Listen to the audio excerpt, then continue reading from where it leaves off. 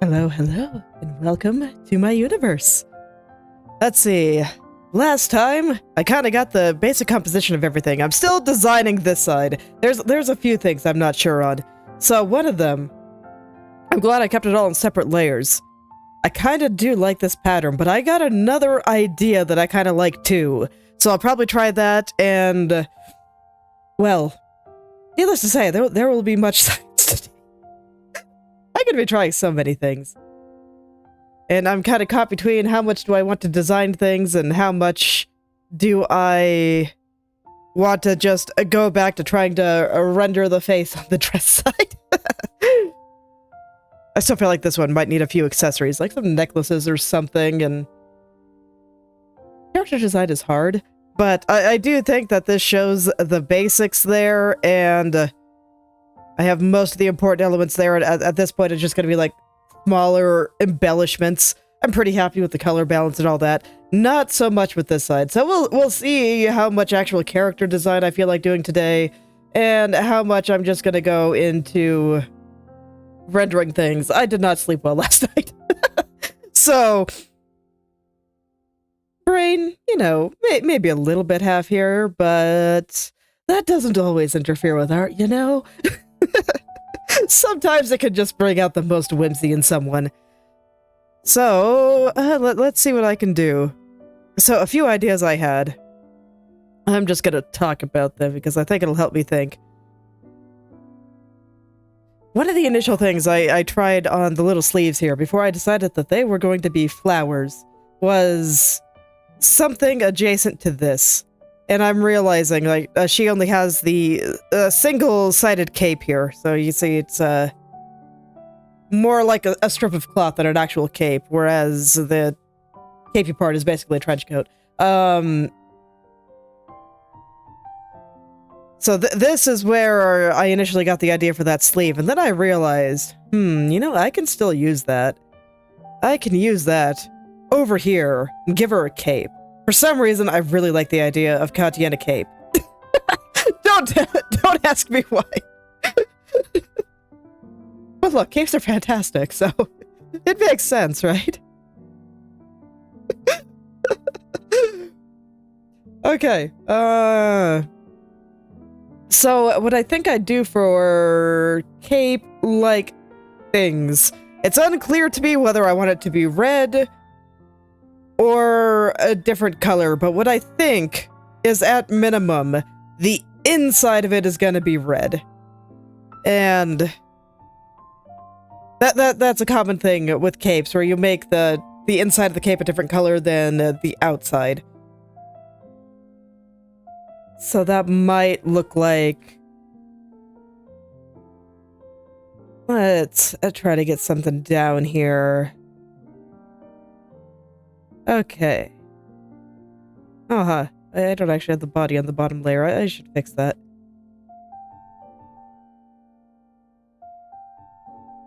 Because right now, there are certain things I'm not feeling, and... Okay, let me back up before I start messing around with capes. The other thing I was thinking, while I do kind of dig the pattern on the leg here, I'm realizing I could actually put it on the back of the suit here instead, make it a little bit more dress-like. Like I said, the idea is not for a gender swap here. She is supposed to be a lady in a suit. I just could have decided she'd look better in a suit or a dress. Also, I like designing fancy dresses. Fancy suits are cool too. It's fun to design clothes, I guess. So, yeah, I just happen to have more ideas for the dress initially, but I do want them to mirror each other. So I'm considering putting this kind of pattern up on the bottom of the suit instead, because that's a thing you can do. That is very much a thing you can do.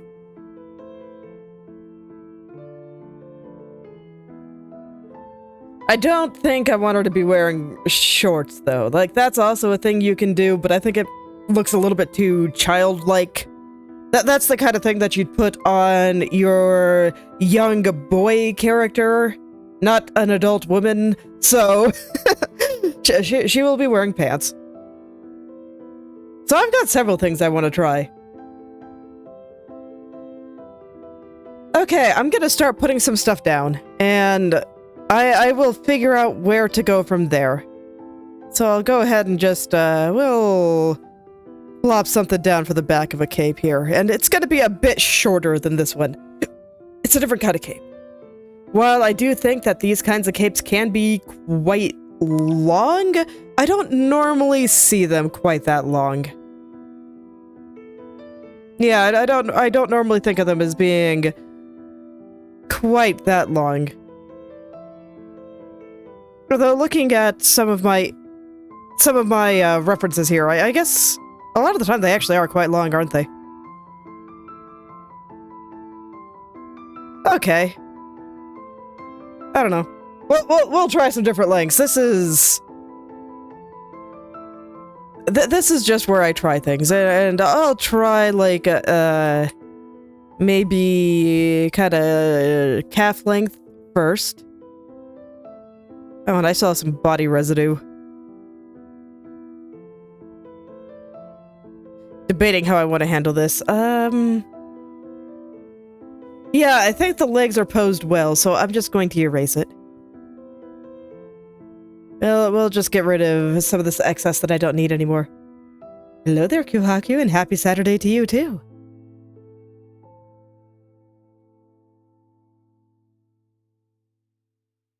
Just messing around with ideas for the moment. I don't know if I like it that long, but okay, I'll leave it there for the time being. The idea is okay. But I'm not quite sure about the length yet, or anything like that. And all I know is that I think I want there to be a cape, because capes are cool. Capes are very stylish. So let's go ahead and try some of the other patterns I was thinking of. So first things first, I was thinking about moving this thing that I put in the leg here up to here and making it a little bit more dress-like. So I think I'm going to try that one next. And I would not do both of these at the same time, so I'm actually going to hide all of the leg frill here, and I got rid of one of her legs. There we go. No, come back. There we go. I need that. She needs 2 legs. Having 2 legs makes it way easier to walk. Okay.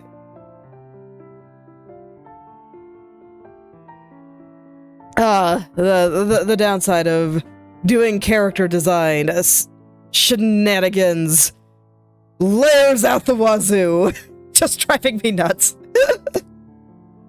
Okay. Okay.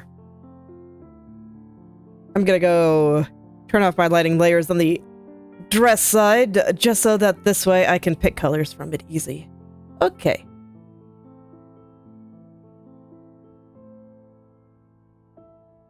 So let me find the kind of silhouette that I'm expecting here.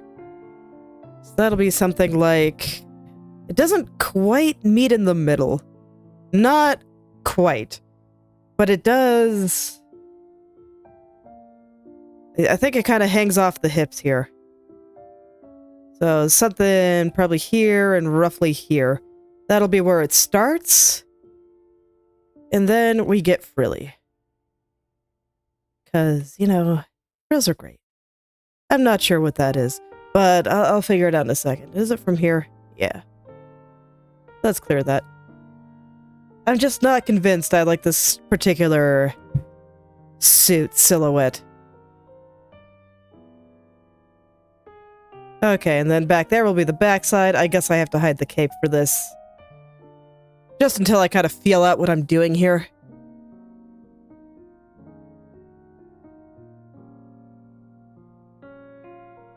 And then it'll kind of go back behind the legs. I'll do that on a separate layer.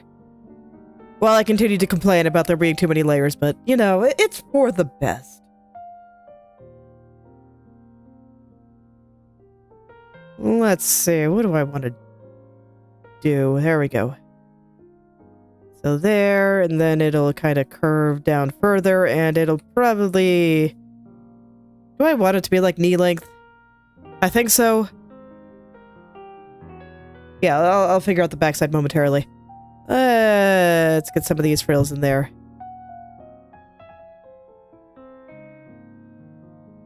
Frills, how do they work? How do they work? This is not strong enough. This is not frilly enough. It must be more powerful. Must be more silly.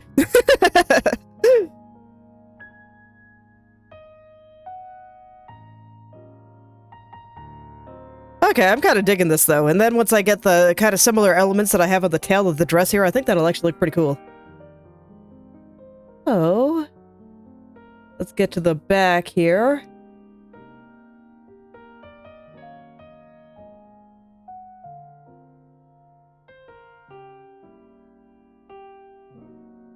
Okay, and I'll just do it in the dark color for now, but eventually there'll be something nice there. I don't know, how do I feel about that? I think I need more information. Yeah, so I think today is probably... It's going to vary depending on how much design I feel like doing, but, you know, design days are just always me rambling. Do I like this? I don't know. Design is hard. Okay.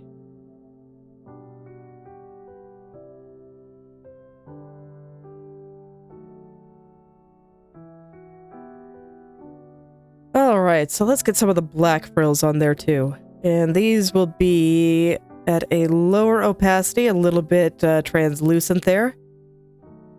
And they will be layered. And with any luck, it'll kind of help me see what I'm going for here.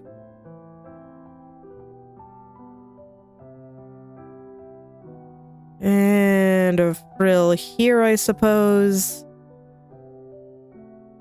Yeah, there's going to be a lot less frills here. And then I think I just kind of want some tight square frills at the bottom. And I will draw more of those on the backside there. I will also do that in the shadow color. So I scroll all the way back down.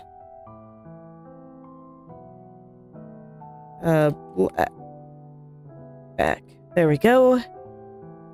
And we'll just kind of have some frilling out back there. I actually kind of like this. It definitely breaks up the silhouette a bit more rather than just having... or not the silhouette. It breaks up the colors a bit more rather than just having everything black here. Also stops it from looking quite so butlery. I always have a bad habit of making my suits look too butler when I design them.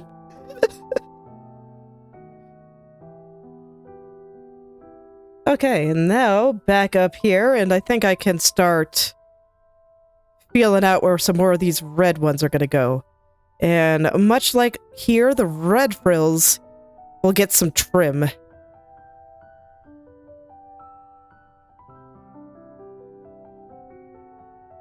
They will get some trim, and it'll be fantastic.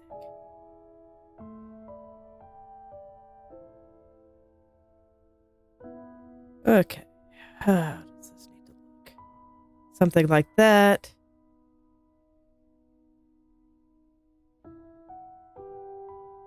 And I'll worry about the trim on the back later. I don't feel like dealing with it.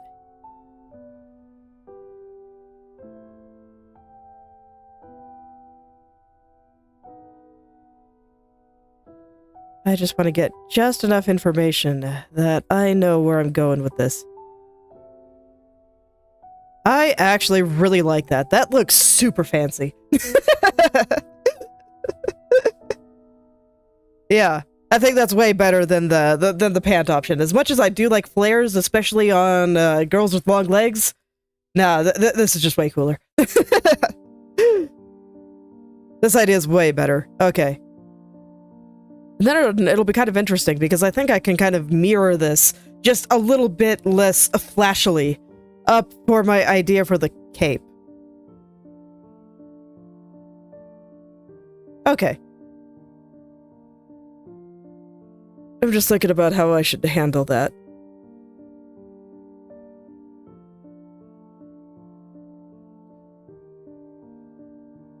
It's like suits in general. I think it makes sense for them to be a little bit more reserved than your average dress like that.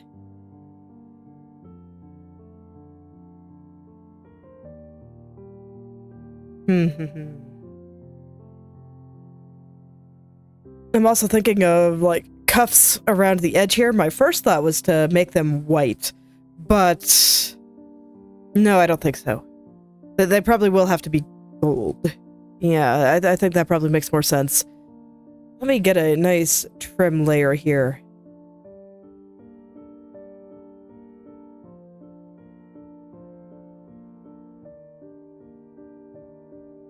Okay, and current plan. I think I want some gold trim running down this. I'll erase it over the hand very messily for now. We'll just have some gold lining many a thing. And then I do think that I want some cuffs going around here that will just be gold. Oh yeah, that's good. But my first thought was to make them red, but I don't think that would look good with the gloves. And I am having a second thought with the glove of maybe the front side, you know, on the palm is red, but the back side is black, so I think I'll try that too. But first things first, I want to get the shape I want for here. I want it to be a little bit more flared. Just a little.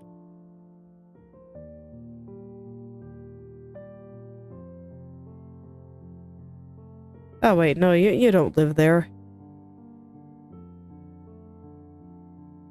This one's here. I gotta make sure to keep my layers in order, otherwise I will drive myself crazy later, especially given how many of them there are, since I guess it's technically 2 pictures.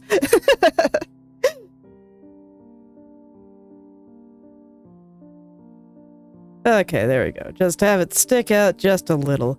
Now then, let's go mess with my other idea of having... but if I do that, then this would all be black. That's probably okay. Separation is nice. Let's just see what it looks like. Where's my body layer anyway?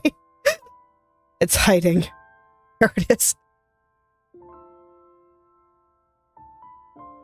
Oh yeah, and I saw the design of mask. I keep forgetting about that. Even though it's like one of the most important elements. Oh man. Okay, as of right now, I think I prefer the whole thing being red. The whole glove. So we'll go with that for now. Maybe there'll be like a black pattern on it somewhere. I do think having a black pattern on it might be nice. I'll just scribble a flower or something on the back here. Yeah, that looks pretty nice. Okay.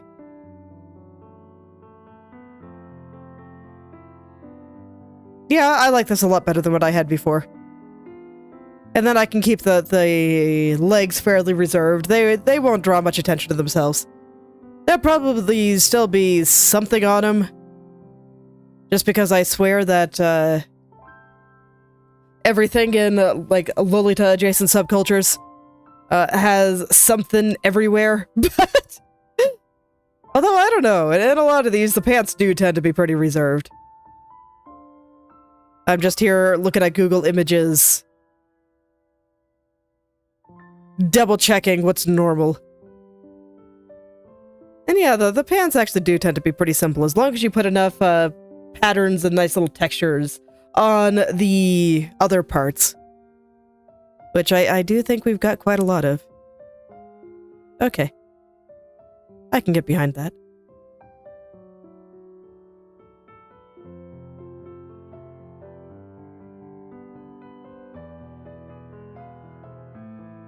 Alright, well... let's go take another look at that cape. I'm gonna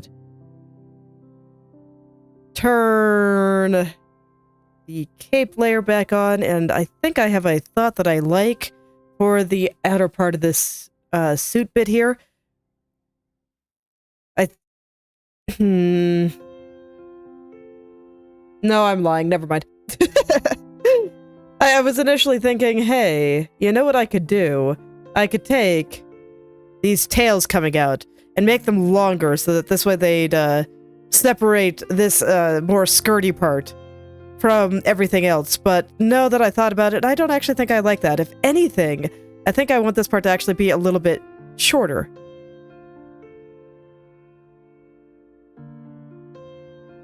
Yeah, I do like it a little bit shorter, and then emphasize the kind of skirt part a little bit more.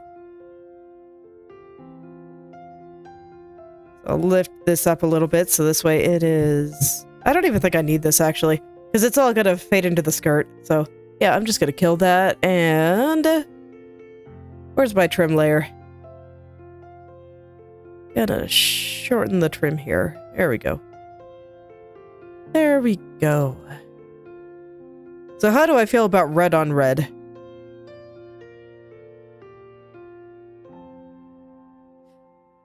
It's rough, because I don't think I want it to be black, I don't think I want it to be gold, it definitely can't be white. I guess I could potentially use the little flower color here, because that's a particular blue that I don't really use anywhere else. And it might be nice to bring that back elsewhere. Hello there, Protox. Welcome back.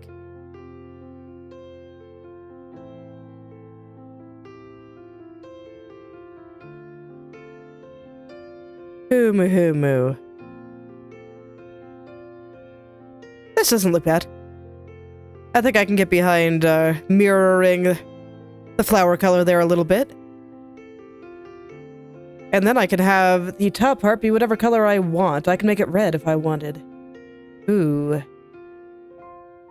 There's an idea. I'm gonna have to think about that. Apparently I had a lot more design in me than I thought I did. I thought for sure that I'd be like, okay, let's try a little bit, and then I can go back to rendering over here and things like that, but character design is fun, and sometimes I forget how much fun it is.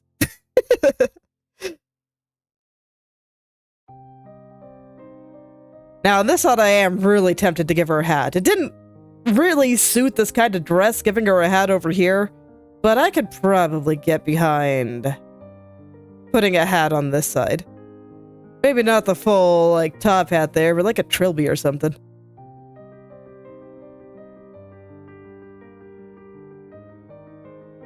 I will have to think about that. So yeah, I think I can probably afford to keep the legs fairly simple, maybe just a little bit of, I don't know, little shapes like this part of her dress over there. Just keep it simple. A little bit more low-key there. I definitely do want some of those patterns up on this, probably coming out of the trim. But, I'm also... Okay. No, let's focus. Let's take a look at the cape, because I do kind of like the cape. Alright, so some things I know about the cape. It has to be longer than the skirty part of the suit. It has to be longer than this. This, I think, is a perfect length. And this is a decent length, in terms... relative to each other. There we go. That's the phrase I was looking for. I think that the size difference here is about what I want. I could make this a little bit longer, but I don't think I'd want to make it much shorter. So I'll leave it there for now. Let's figure out how this is gonna sit on top of her shoulders.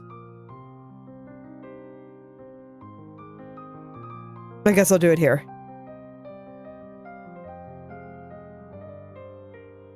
I don't know the technical term, so I'm just gonna call it a cape sleeve. Okay. So what initially gave me the idea for this, was this part of her character design. So I'm actually gonna try to mirror that a little bit, and I'm just gonna draw it like that, more or less. So make it a little frilly. It'll kind of come together up across her chest, I think. So I kind of want it to connect there. Oh, the flower definitely has to be above this.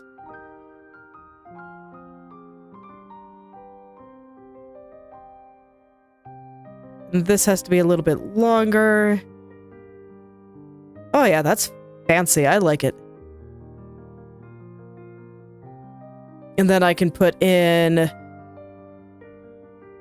some gold trim and a little bit of black frill.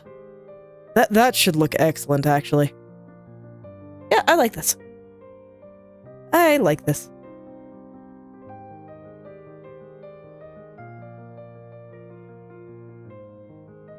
And then I need to start putting glitter on things, because, you know, glitter makes everything better. So I already know there's going to be a fair amount of glitter here. Probably a bit less than on this side, just because there's a lot on that side. But, you know, all the translucent frills, they will still have glitter. Alright.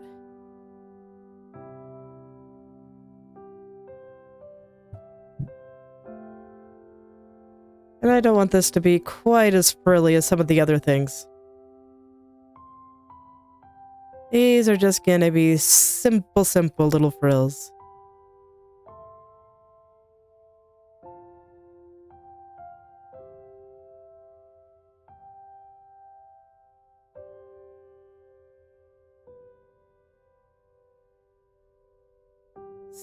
Simple little ones. And I realize I think I actually want this part to start angling upward a bit. You know what? I should do the trim at the same time. Make my life a little bit easier. There we go.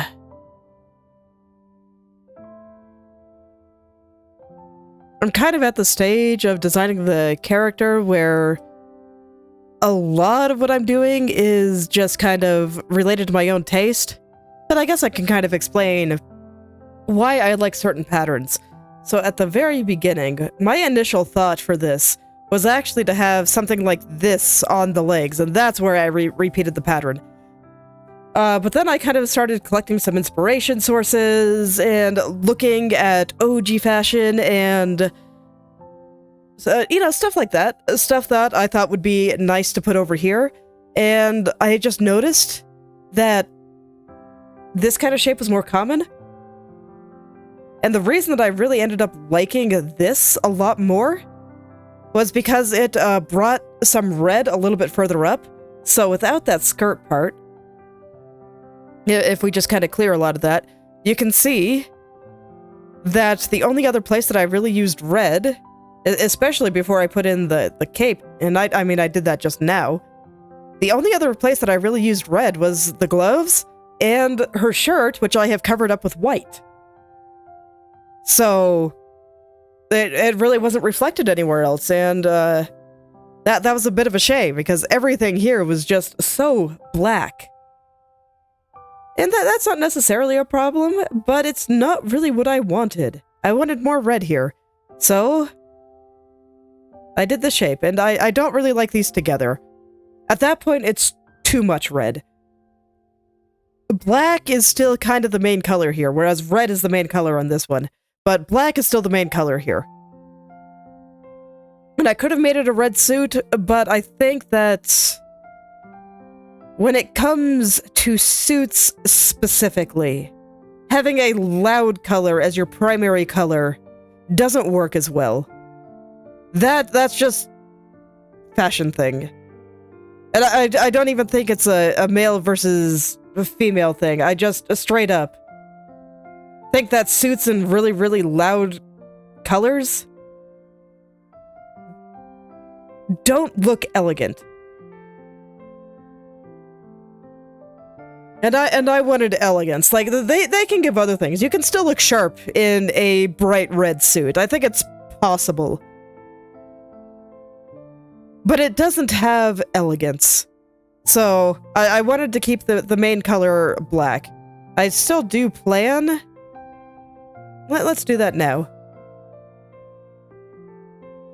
Actually, I don't think I need a separate trim layer here, so I'll use this one. I was saying that I still do plan to have a few little shapes running up the leg here. Just once again, kind of mirroring things, keeping everything kind of cohesive. And because this is too much black altogether. So that's a good time for just a few little patterns here and there. Do I have some excess body down there? I think I do. I'm gonna clear that before I keep drawing this, because otherwise it'll drive me nuts. There we go. And I think this will also be useful because it'll separate her from the background a little bit.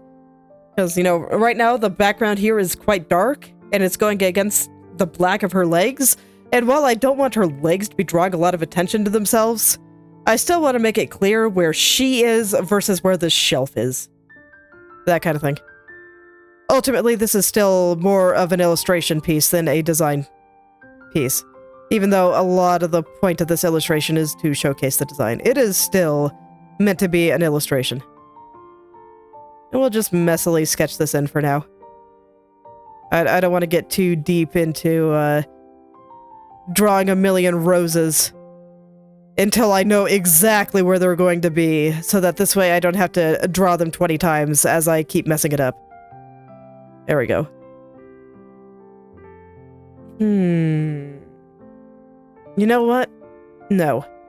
I mean, yes, but also no. I think what I'd rather do is have the rose shapes down here.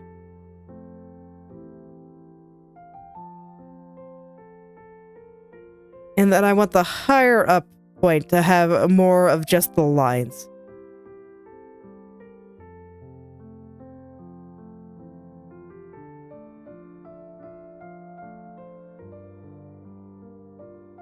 Yeah, there we go. That's better. That's better. That's nice. As for why I wanted this, I couldn't tell you. But it felt right. So I'm rolling with it. And I actually do think it looks a lot better. It might just be that I felt like it was too dense further up when I wanted to keep it fairly simple. So there we go, something like that. I think that'll be nice. Do I want something similar happening on the sleeves? Let's find out. Oh yeah. Yes, I do.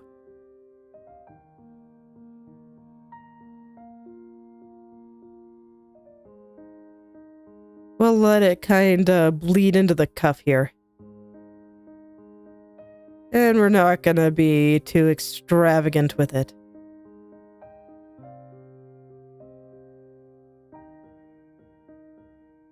Not too extravagant. Just gotta keep it nice and simple. Just kind of like that. I think that's pretty good. Okay, now then.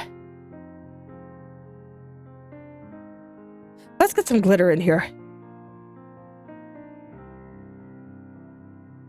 Okay, so this is where I'm gonna have to just make a million layers and deal with it.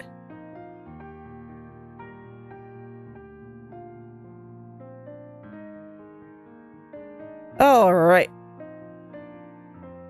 So I will grab the Starfield brush. I think the Starfield brush is like perfect for glitter. Oh yeah, look at how glittery that is. That's great. I love glitter. Glitter makes everything better. Okay.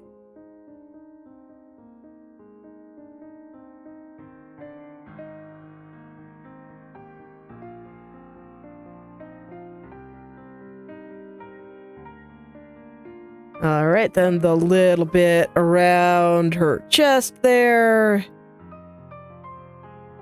There's a few spots that just need to be extra sparkly. Yay, glitter. You know what? I think I want to try something. Do I like a little bit of black? Just translucent black coming out of this part. And just sitting around her neck there. Ooh, yeah. Yes, I very much like that. Kind of separate this necktie from her skin. I think it looks good. Oops. Glitter, glitter, glitter. Where are you? There you are. Gotta be sparkly. I might put some glitter in certain parts of her hair here. That might actually look nice. Have like a sparkly cloth woven into her hair. I'll think about it. But I think the black from her natural two-toned hair is actually probably going to be fine.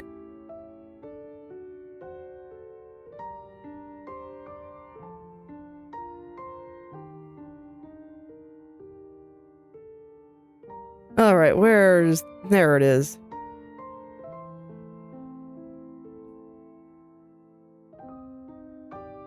Okay, glitter.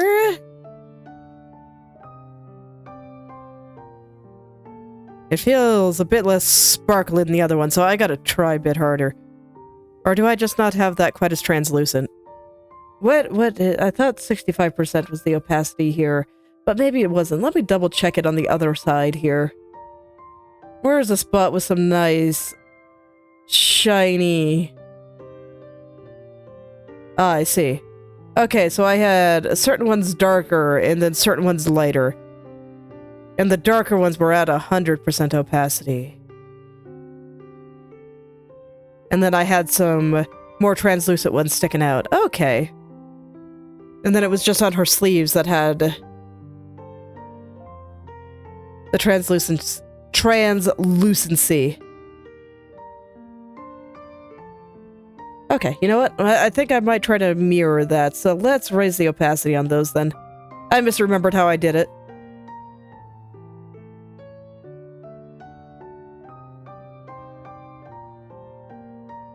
Glitter time.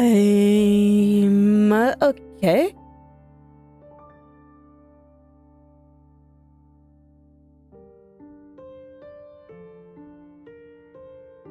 Actually, I think I like you being a little bit more translucent.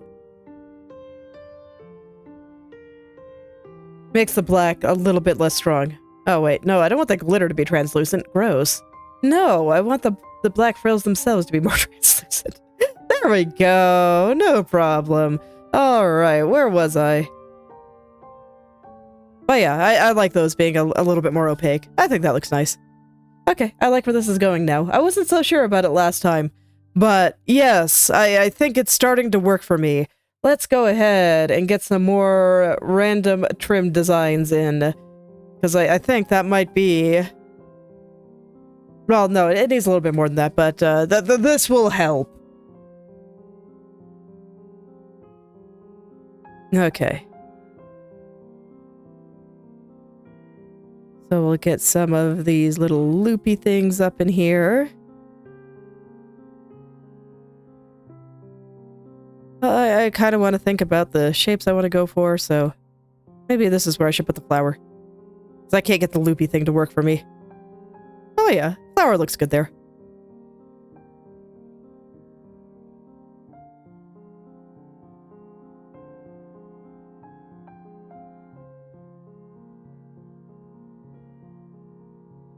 Alright, I will just keep trying until it works for me.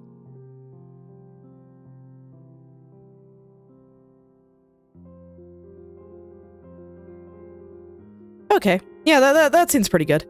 I think that's about all it needs. I don't think it needs too much more. Looking very fancy now.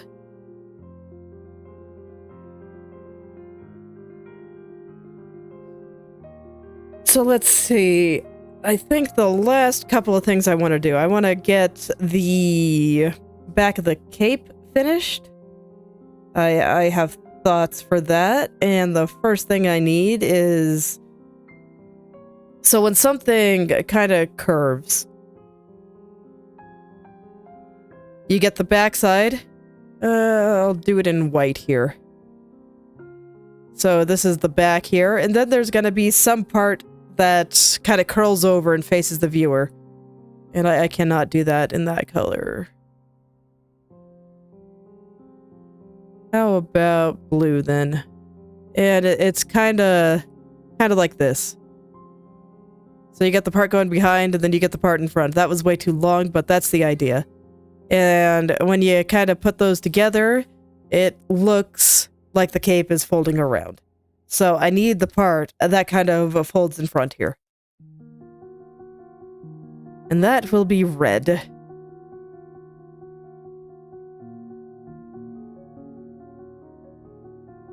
I think I'll just let it go off screen.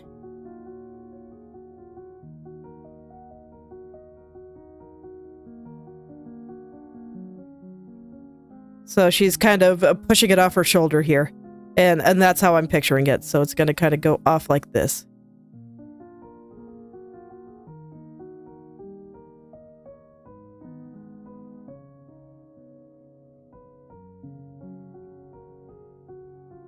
And how do I want it to kind of fold down? That's a good question. So I don't think we see very much of this side, but we do see a little, and I need to draw it like that. And this will give me a good idea of the last thing I wanted. I wanted gold trim running down it still.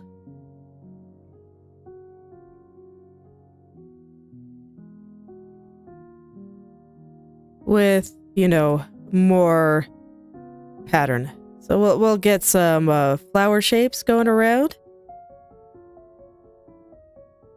We'll get some of the curly lines going around.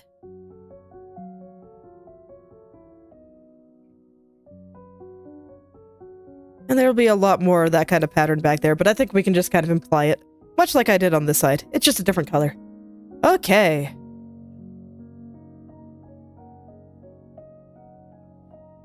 So I think the last question design-wise on that is, do I want her to have a hat?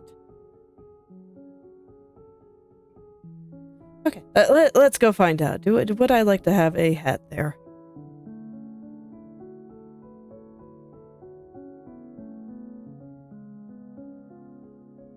Let's find out. I think, since I like this design as much as I do, I'm going to start clearing my unused layers. Because otherwise, I'm going to have a time, and I don't want to scroll through more layers than I have to. No, not paste. Please be removed. Thank you.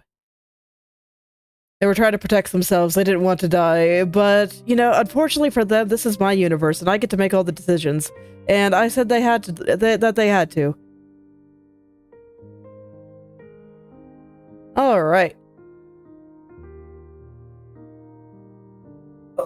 Headphones caught. There we go. Okay.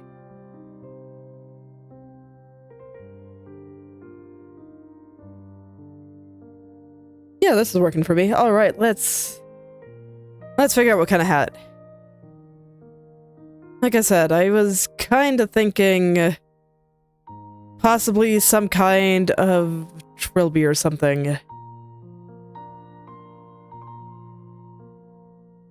Because I don't think that the little flat hats common in a lot of OG fashion is appropriate here.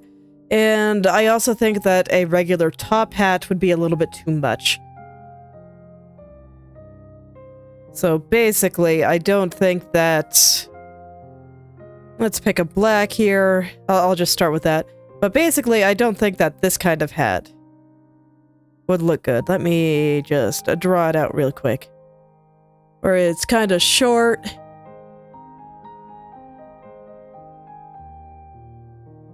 A lot of the times it doesn't even fully cover the head.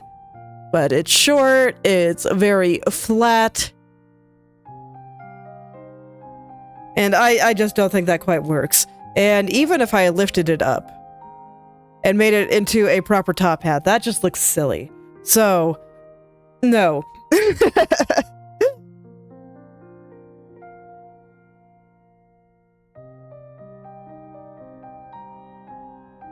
Although, I don't know, I think even the fedora adjacent stuff wouldn't really work.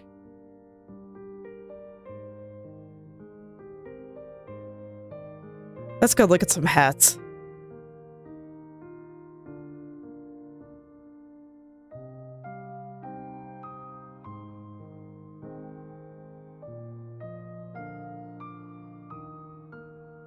I don't know, I really do feel like a hat could work.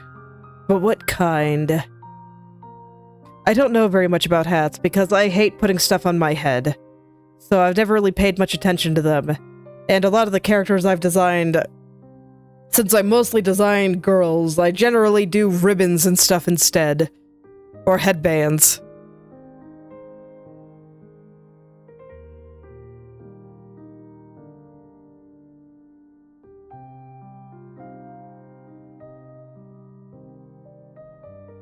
So I'm actually not super familiar with hats.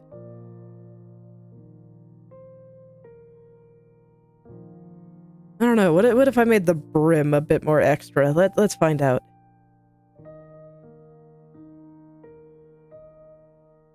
So let's see, I'm gonna start over a bit here, and I want to get the tilt of it right. Where on her forehead should this sit? Probably a little bit lower.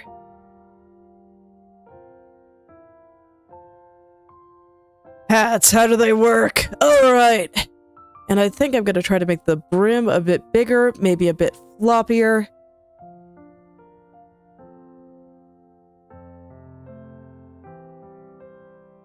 And then it'll go into something like that. I don't know, that looks way too cowboy. But I think I can fix it, so it's okay.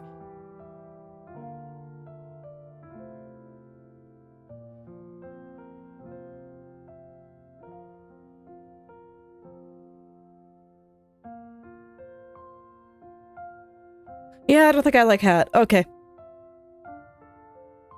I don't know. I think I just like her hair better. Anyway, I will have a few more reflections of white in various places.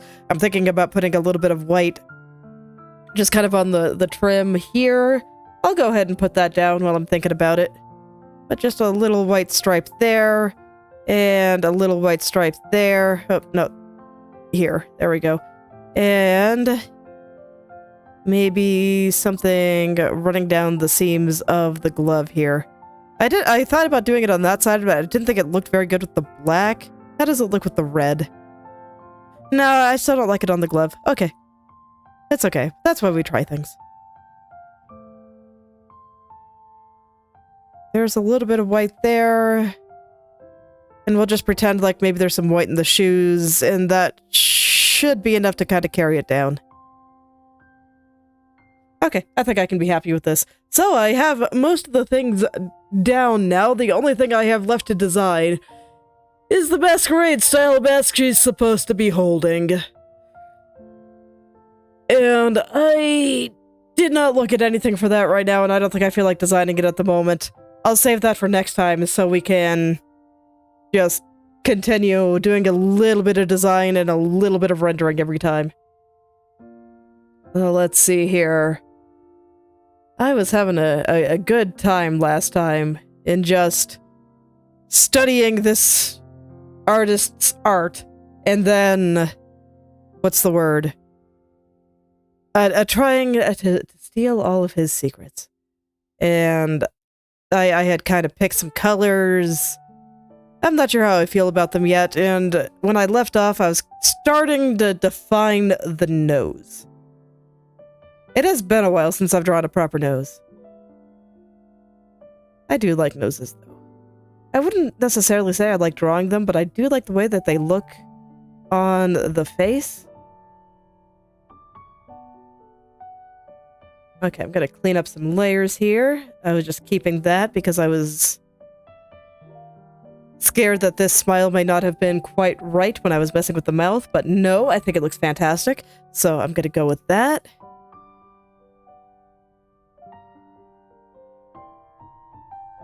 And I was kind of looking at the kind of colors that he tends to use for his skin tones.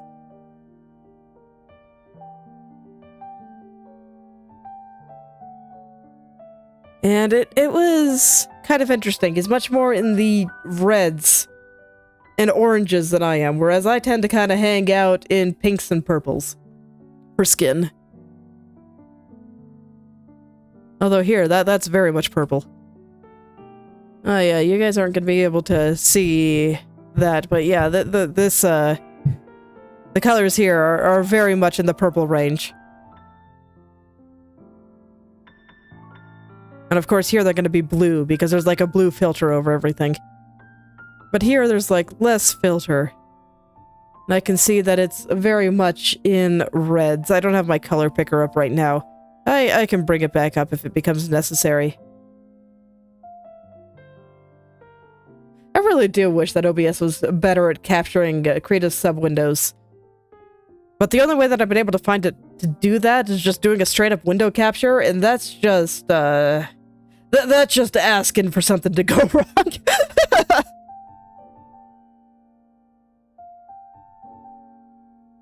Yeah, so this is purple too. And this is... I'm amazed by how brown some of these colors are. And yeah, this is moving toward pink.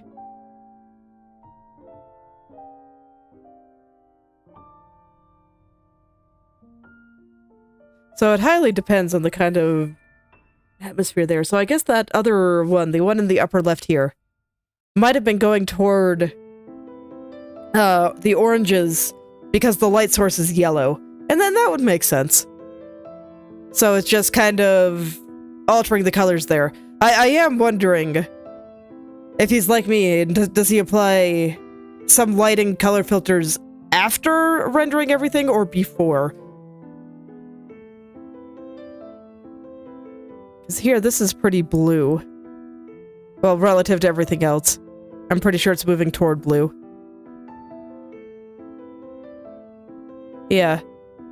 Moving toward purple there. Hard to say. Well, you know, that is the kind of thing that I'm supposed to be trying to figure out here, since I'm trying to steal all of his secrets. So, let's take a look. Because that's pretty red. I mean, it's leaning toward purple, because once again, everything in this picture is a little bit blue. And that does kind of make me think that he kind of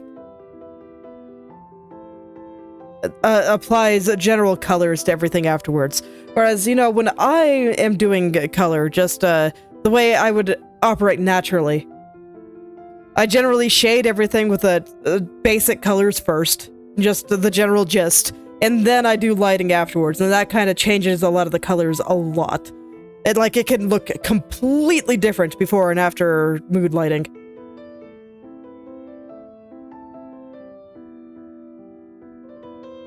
Okay. So my background color here is kind of reddish.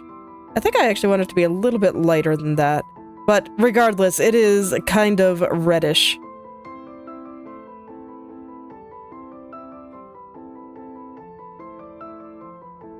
And that makes me think my highlights are going to be kind of reddish.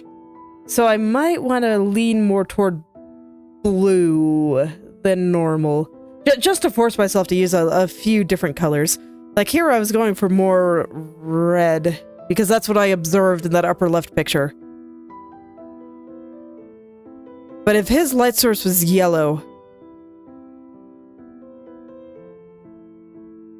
and his colors were going towards orange, that means that I should try to think of what they would look like without kind of a yellow color filter on them. So if I remove yellow from orange, we do get kind of reds. And if I remove blue from some of the ones with the blue filters, we do get kind of red. Okay. So I'm gonna try to venture into more red territory than usual. Okay. So maybe less blue and more red. At least for the skin. I think the clothes I can do something a little bit different. I'm not sure if any of that made sense, so let me kind of collect my thoughts here now that I've kind of rambled my way through it. So, when I shade, what I do is I will hide the suit side for now so I can doodle on it. So I take my base color, which I guess is this one. Oh, wrong layer. And then I set my brush to like overlay or multiply. Pick a purple for if I'm using multiply here. So I'm going to use a light kind of gray purple. Let me bring up my color picker real quick, just so you guys can see what I'm talking about.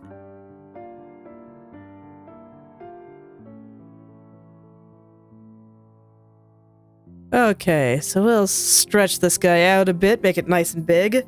So yes, I pick kind of a middle light. I tend to be in this quadrant somewhere. Or I guess the triangle somewhere when picking colors for things. Actually, it's probably a little bit more like this shaped, but somewhere over here when I'm using multiply. Whereas when I'm using overlay, I tend to be over here. Much narrower area. And those generally get me the colors I want, and right now I'm trying like right about here. As for exactly which color I use, it generally takes a couple of checks before I just find a color I like. I think it needs to be a little bit lighter. Actually, overlay might look better for this one. The colors there were looking a little bit muddy to me, which tells me that it's too desaturated, and thus a highly saturated overlay purple might look better. Oh yeah, that's much better.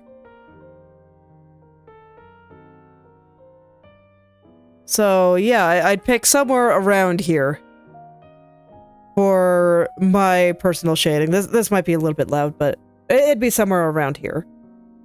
Whereas I think, I'm not sure exactly what colors he goes for, but what I think he probably does is he brings it a little bit into the reds area.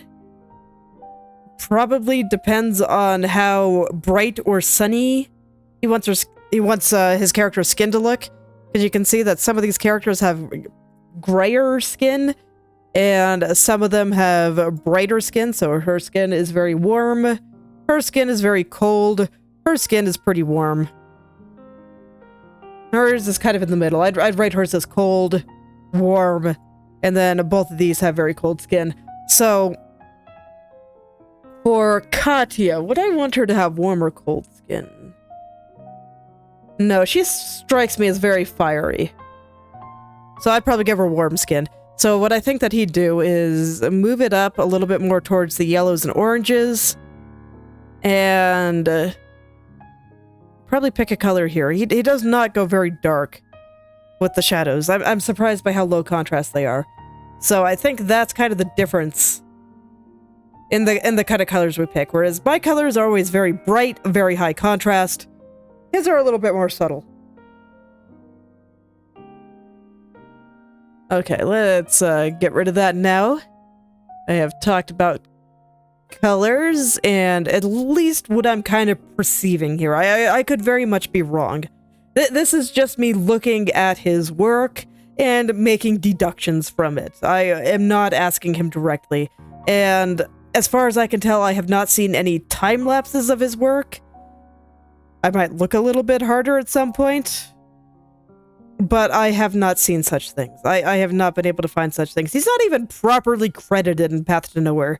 And as far as I can tell, he is the only artist doing things.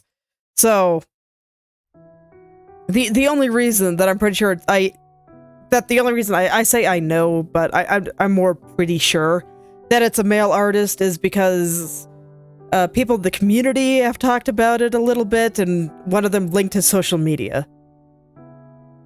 So, or at least of the suspected person, and the styles do appear to match. It's too bad. Like I said, I really like his art. I think it is fantastic.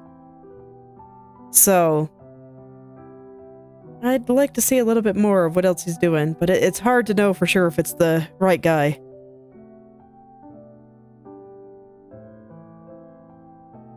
So I'm just gonna kind of brush through the hair here. I'm largely using the airbrush here. I think that... Let me go take a look at things here. No, it looks like the shadows from the hair does tend to be quite hard. And shadows, let me see, is there someone that shows a little bit more of their forehead? She's got a little bit, but not a lot. Her forehead is completely covered. Yeah, pretty flat through there. We've got kind of a similar bang structure here. Okay, so he doesn't tend to put too much detail on the forehead. Okay, I'm gonna back up then.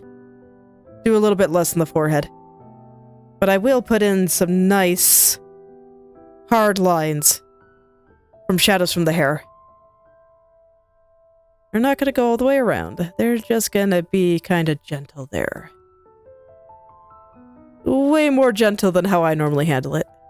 But still pretty hard-edged.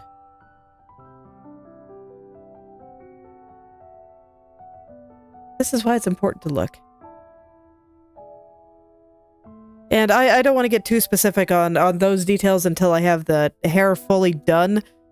I do have quite a lot of the edges kind of figured out, but it looks like some of them are still a bit messy.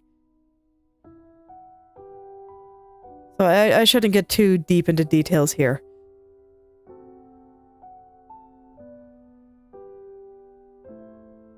It can be so easy to just jump right into the details. Gotta stop myself. Alright, I want to look at noses. How do you do noses? So pretty hard-edged. And it is sometimes nostrils, sometimes not. Like the last one didn't really have nostrils. She had a slight hint of nostrils. But this one has pretty clear nostrils.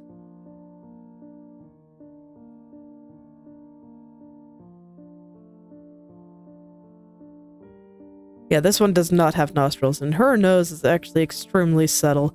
So it probably depends on how dramatic the lighting is. Yeah, here... very, very simple.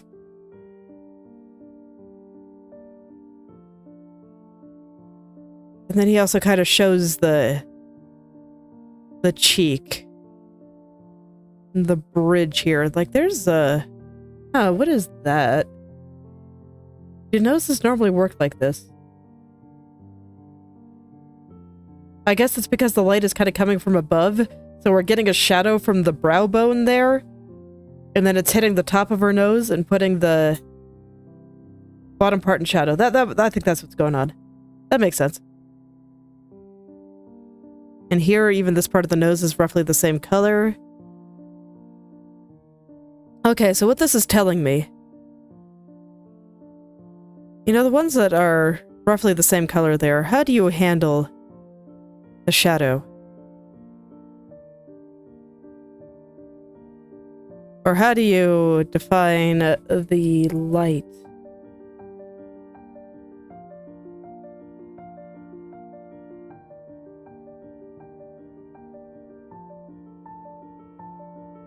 Okay, so it just has a tiny little shadow there. That makes sense. And incidentally, whenever I want to come through and steal someone's secrets, this is roughly how I do it. So we're gonna blend this side in here. I don't think that the lighting is strong enough here to make me think that this artist would have a strong definition on the shadow side of the nose. It ended up being really close to the same color as the cheeks. Maybe just slightly darker, and I'll probably go slightly darker, just as a crutch, mostly.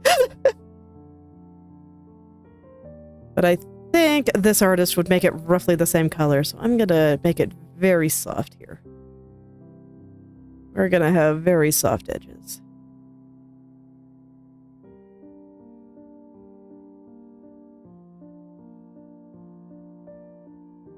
Okay.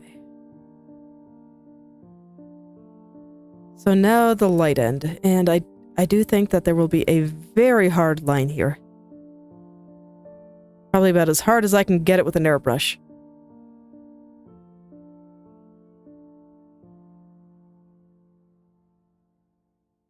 Then we'll have just kind of a triangle shape at the bottom there. And it'll look weird for a little bit, but I'll fix it. Don't worry about it. I'll make it work. I think I actually have a reasonable understanding of where I'm going. Maybe. We'll see. We'll see how it all shakes out.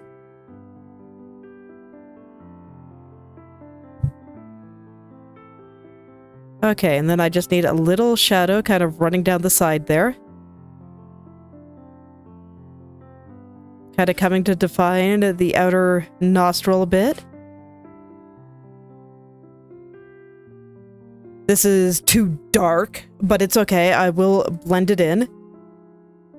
But as far as I can tell, that's how he handled the nose on the girl in the upper left, where there was a little bit less... Where the light was kind of hitting this side, which that would normally show the nose.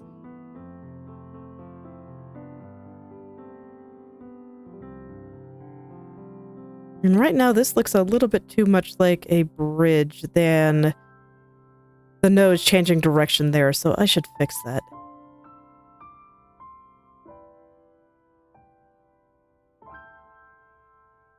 She's not supposed to have like an ultra thin nose bridge or anything. Okay, I think I'm getting somewhere, and then we just need the ball of the nose in there a little bit better. Still looks a little bit too bridgy, as opposed to just a nice highlight running down the side there.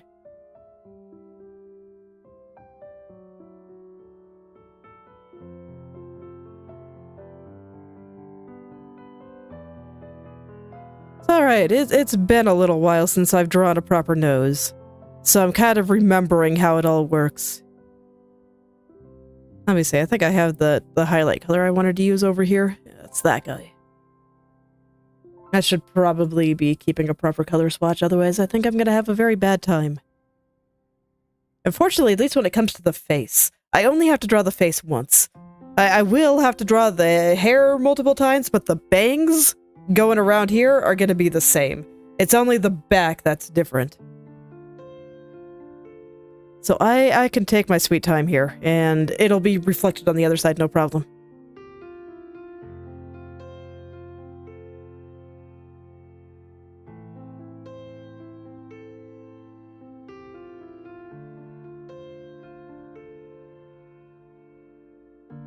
Man, there are so many little colors here.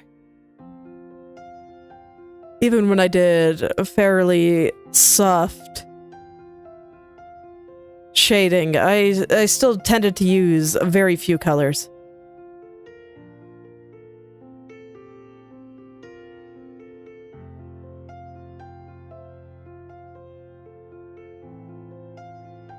Although, to be fair, when I was doing a lot of softer styles, I was also doing black and white underpaintings. So I generally had everything kind of figured out beforehand, and then I just applied color on top.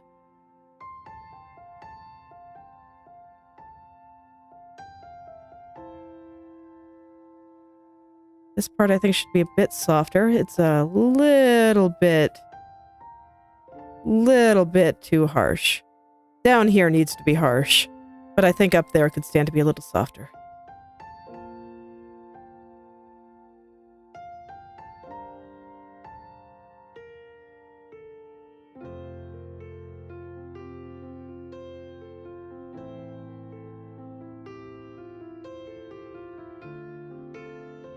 Alright, I'm just gonna liquefy this a little bit to try to get the point of the nose in the right place. But I think it's kind of coming together now. It looks like a nose now. And I think it's still about the right length.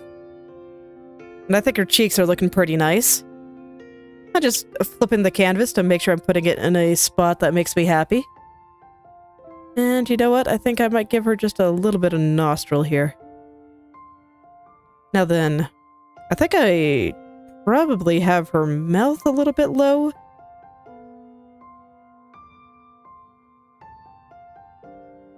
Kind of combining anime nose with how this guy normally does it. It's probably not that low. And in fact, it might look a little bit better when she has lips.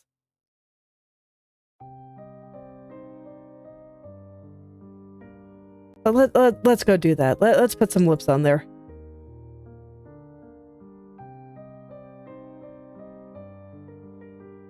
So this is going to be one spot that I think might end up being a little bit different on the suit side, in that here I'm going to give her some kind of a brighter red lipstick that I'm not quite sure. I haven't decided if that's going to be the same on the suit side yet. But we'll go ahead and give her a little bit of that here.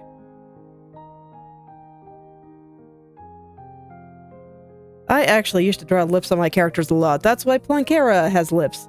If you look closely, I do in fact have blue lips. But I stopped doing that relatively recently, just because lips don't tend to look very good with my harder shading style, which I've been doing more of lately.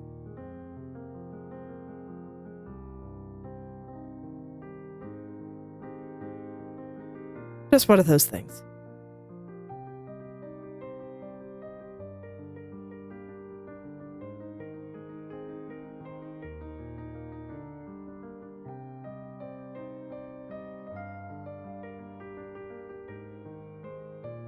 I'm not going to insist on getting it completely right away, but I want to get it kind of looking all right before I go back. And unfortunately, her mouth is a little bit of an unnatural shape here, so I'm not quite sure how to put her lips on that, but I think this is probably fine.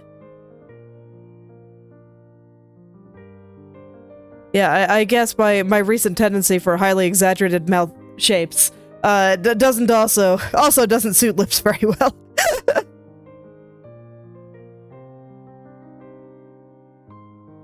I think these ones look alright, though.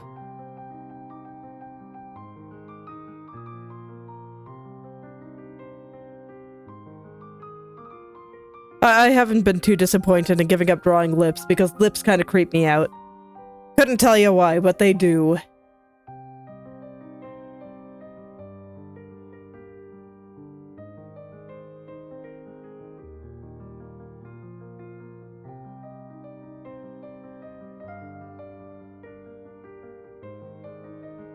Okay, now, based on the angle of her head, I kind of want this side to be coming out a little bit more, I think. This side a little bit less. And then I'm just going to softly erase the edges to kind of blend it a little bit better.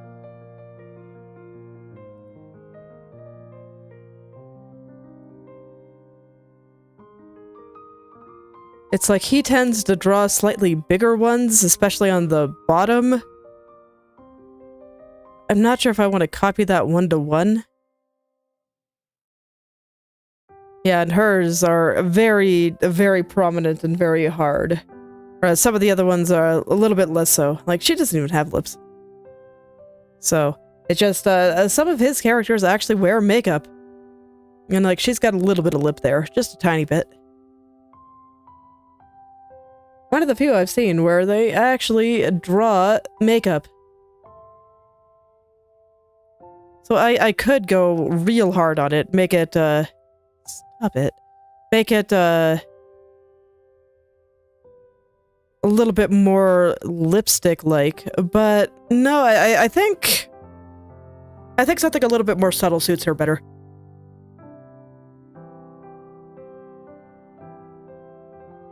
So I don't think I want to go too hard on it. Maybe a little bit more prominent than the girl in the upper right, but not quite as prominent as the girl in the lower left.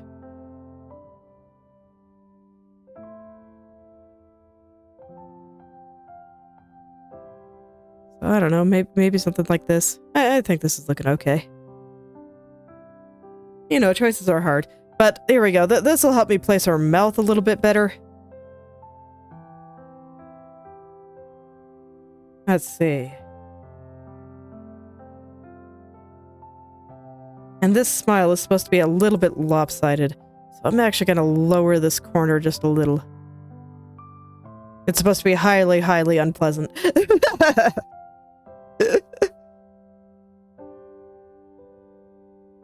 A little bit of a smirk to it, you know? Okay, that feels pretty straight on there.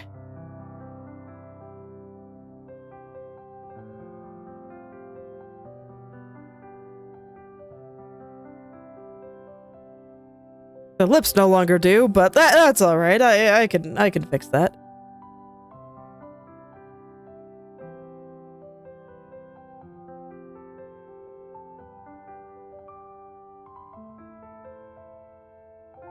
I think something like that could work. And then from here, the nose still isn't quite done, but I think I've got enough of it down that I kind of see where I'm going. And now I think her chin is probably a little bit big, so I'm actually going to adjust that before I do anything else. I'll worry about getting it back onto her head in a little bit here. And soon, I think it might actually be time to do some hair.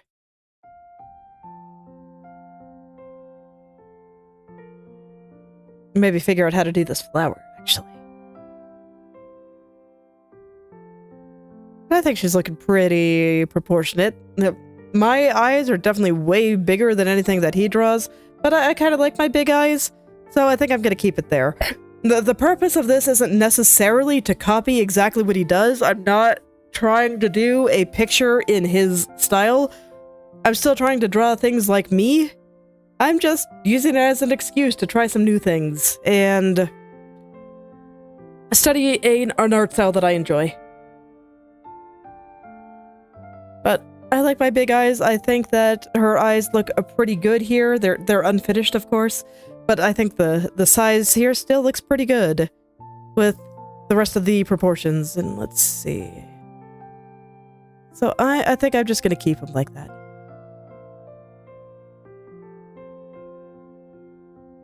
Mouth still feels a bit low.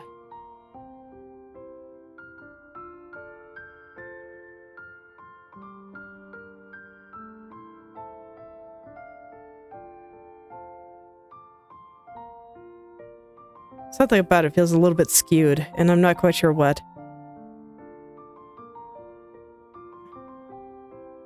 The nose, too.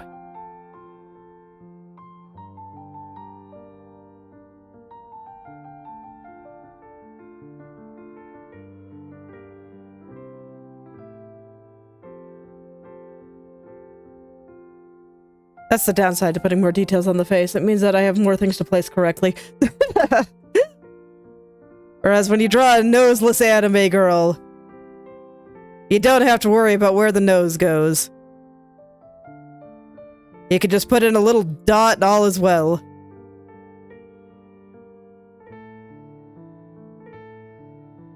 So needless to say, this is not a style I'd be doing when I'm trying to go fast. This is not an appropriate comic style, not at all.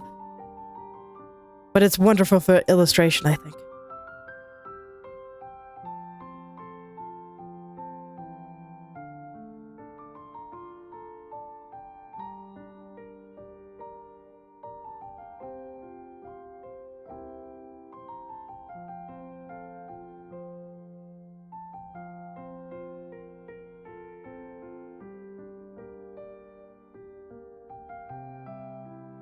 Does it look like her face is protruding a little bit still? Maybe a little?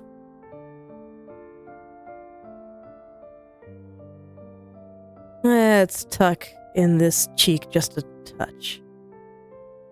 Once again, I'm not worried about how this is connecting to her body for now. I'm just trying to get everything okay. That's why I'm not spending too much time trying to get everything just right yet. It probably looked that way while I was working on the nose, but no, I just needed to know where the nose was going to be and roughly how it was going to look. I find noses very useful for finding the center of the head, so this way I can make sure that both sides are balanced.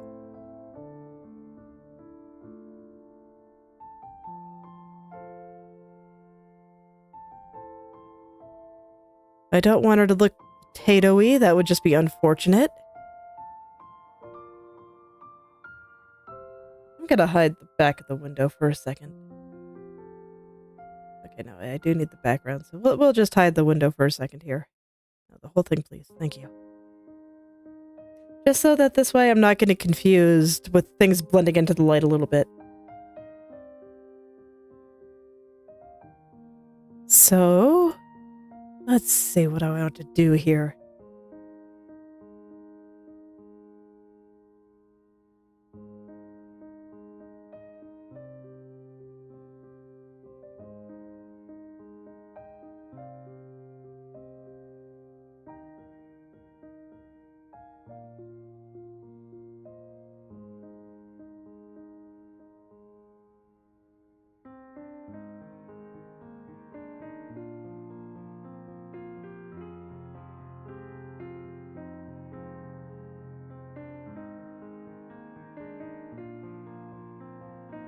Okay, I think we're getting somewhere here.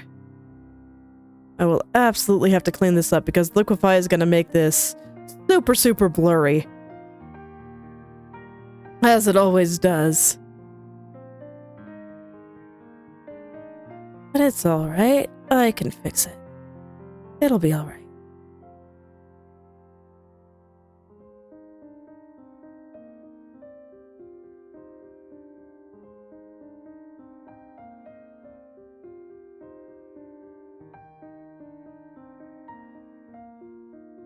Okay. Now I just want to fix up that mouth. Because I think another thing making it look a little lopsided is just the way that I have the center of it drawn.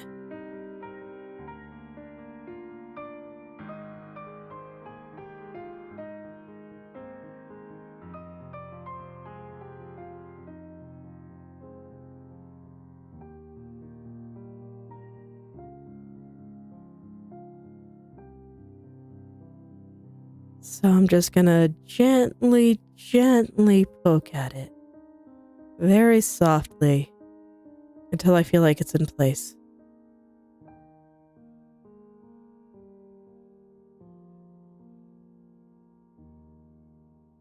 And man, am I glad that I only have to draw the face once.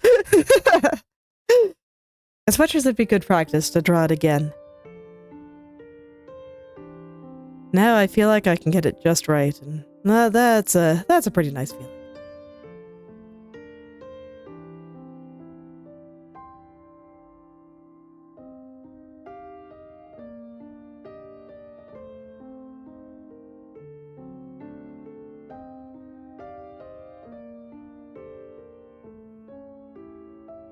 Yeah, that looks a lot better. Kinda make it look like our head is tilted back a little bit more.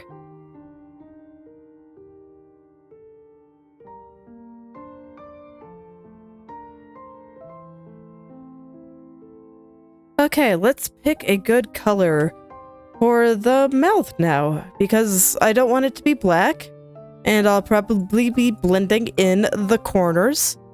So I think he just uses roughly the same color as the lips, which, you know, makes sense.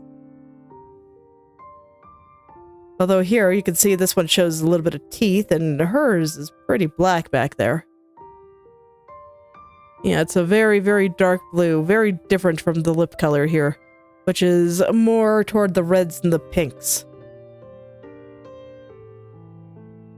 Hers are just together, so there's not so much of a crease. Okay, so yeah, a pretty dark black is suitable. Okay, you know what? I'm just gonna steal his color because I think his color is good, and it's pretty close to the color I'd pick myself. So, and the corners, I'm probably gonna use a different one.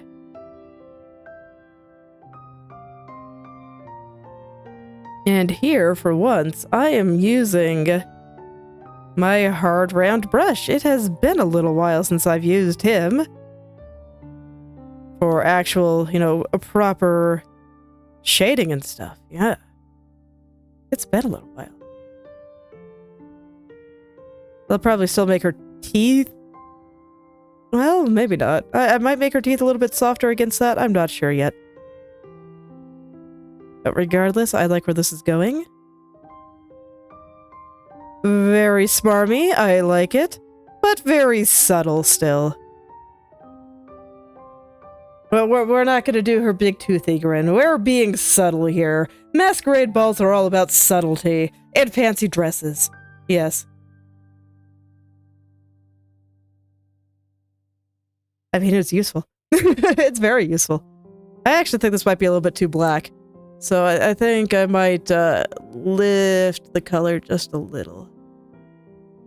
Have it be a little bit more purple. Yeah, there we go. That's a bit better.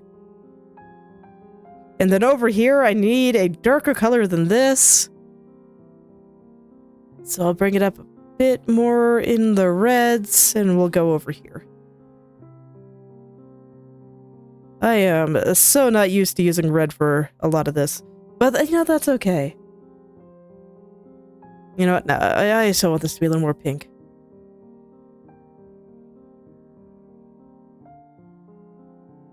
There we go. That feels a bit better to me. So it's gonna look weird for a little while, because these corners will eventually be blended in. I might even cut that out and put it on the skin layer, but later. I don't want to fully render all of that yet. And look, color picking is convenient. Especially when you work in digital. Like, if you're working in traditional, I think actually being able to see colors properly is a really useful skill, but I don't know, man. When you're doing digital, I just don't think it matters that much. Like, if you want to skill grind and just get good, yeah, it's great. And you can definitely see improvement. But in terms of, is it super important? I don't think so. It might help you see some other things. It's probably pretty solid training to see if you're seeing well, as opposed to letting your brain make assumptions for you.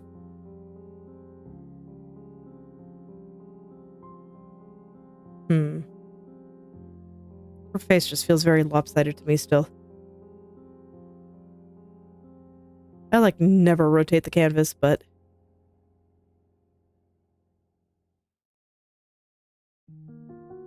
Okay. Point the chin in a little bit of a better direction. Yeah, like I said, it looks a bit weird right now. It's gonna look a bit weird for a while. But those will all be blended in with the rest of her cheeks and stuff. And so, it should end up being pretty okay. It's alright. Things can look weird for a little bit here. I have other things I need to get down in the right place, like where the heck the bridge of this nose goes. And the point too, for that matter.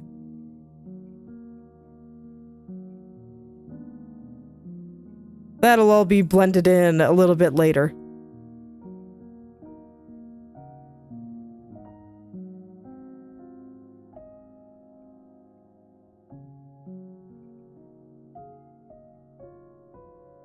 Okay, how do I feel about this? That help? A little. Let me check the mouth.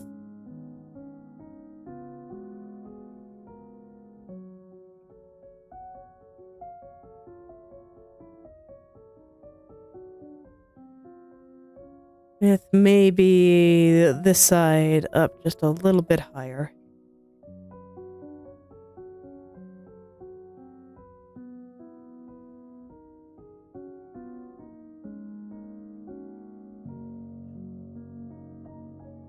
And I think I want her lower lip to be a little bit more upward, since she is kind of tilting her head back just a little there. And kind of show that with the shape of the teeth. Okay, that looks better. Let's go flip it this way and see if I hate it still. No. I think I got the nose in a good place now. So I think I can actually kind of get started on the hair. I think I'm gonna do her little hair flower first. So that I am just gonna copy from her shoulder here. And what kind of flower is that? Yeah, I need a higher quality image than that, because I can just stare at that and I'm just gonna be like, wow, that sure is some pixels. Oh yeah, okay. I remember when I first saw this, that flower, I was wondering if it was an actual flower or something made out of ribbons. And now that I look at it again, I can kind of see why I felt that way. Okay, I think I'm actually gonna split this into a few different layers. I had it all in one for now because I hate scrolling through layers when I'm trying to work on things. But now it is time to be particular.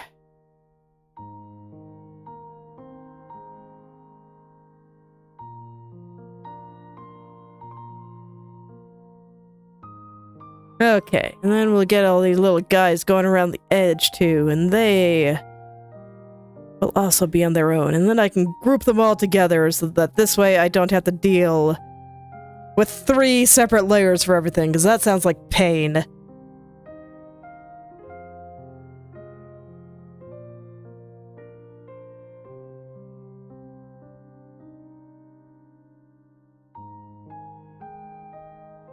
Okay. Put them all together. Alright, now then. This is where things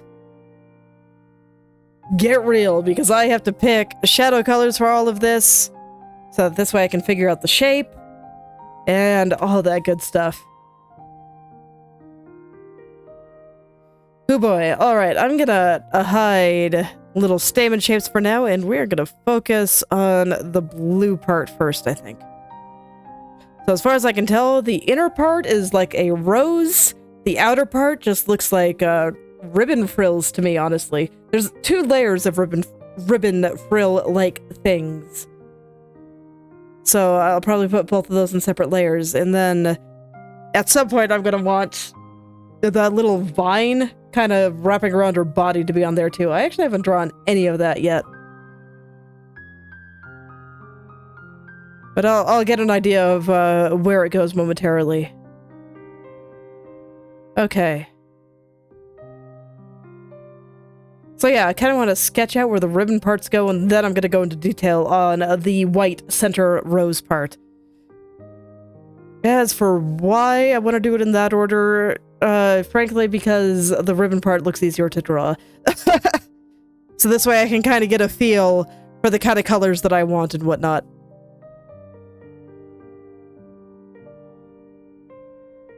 So let's see, do I have a good adjacent thing to look at here? So these are kind of a shiny material, so probably not quite what I'm looking for.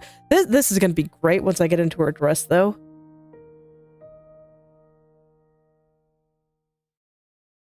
So this is a softer material, but nothing looks super flowery to me. I think it's interesting how hard some of these lines are. Like, look how hard that line there is, and then it just gets softer near the edge. I think that's neat. And then here, it's all very hard through there. It's amazing how soft the cloth looks, despite those lines being, like, super duper hard. There is very little color blending through all this. Like, there's some right here. This edge, very soft. But I mean, even here, where looking at it, I would totally expect a soft shadow. No, this is a very, very hard shadow. Even here. Very hard. And I just continue to be surprised by how many of them lack just any kind of softness here. They're not like thoroughly blended or anything. It's this color and then suddenly this color. Here's a little bit softer, but still pretty hard.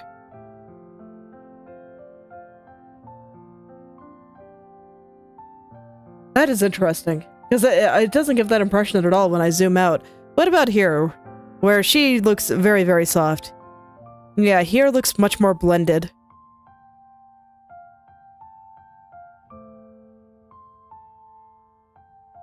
Here is a fairly hard edge, but it's much more blended than the last girl.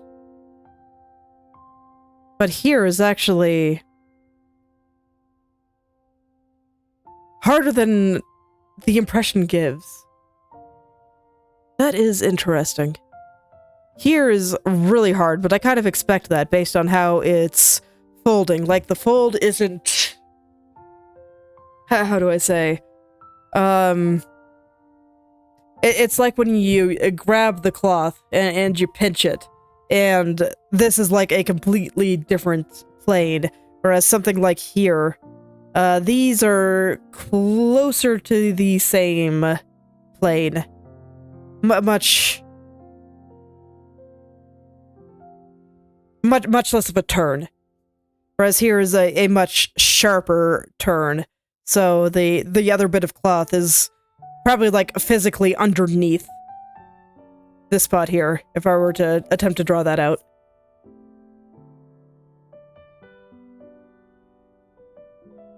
So like, yeah, that right here is pretty hard, actually. You know, his edges are a lot harder than I gave them credit for. Okay. And like here, this is another spot where that's just this color, then suddenly this color, with very little blending in between.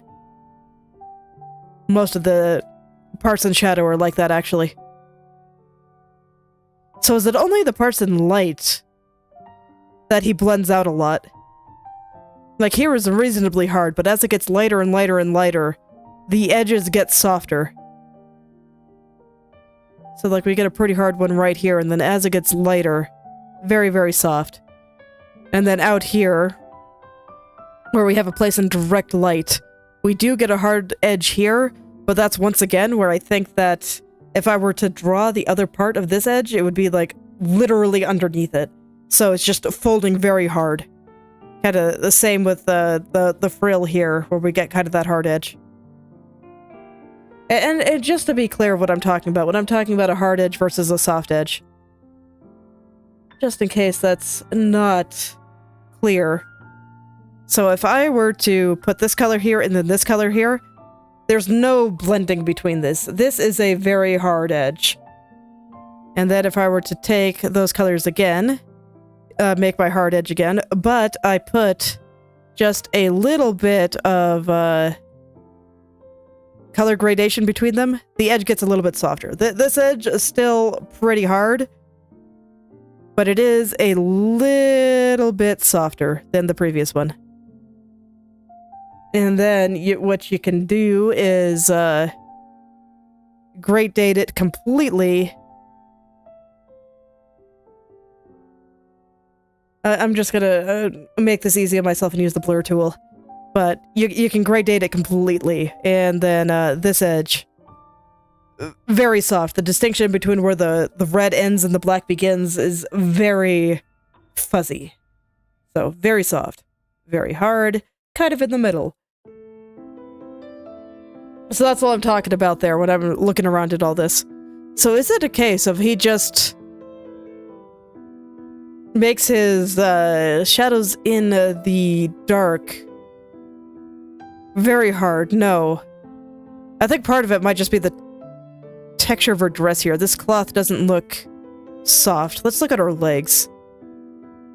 Like, this is heavy artifacting, but it looks like this would be a very smooth gradient without that. But what about down here, where it's all in shadow? Yeah, hard edge here. Hard edge here. But no, the rest is pretty soft. So I'm wondering if a lot of the hard edges here is just due to the texture of the dress. Okay, this one looks pretty soft. So let's take a look at that. Yeah, and I see in the light, once again, we're getting much more soft edges. What about in the dark?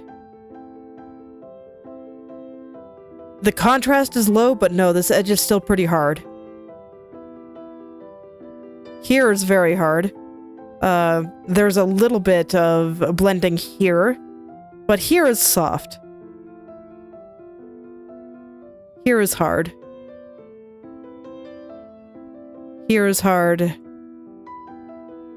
And then, of course, there's some harder ones around here.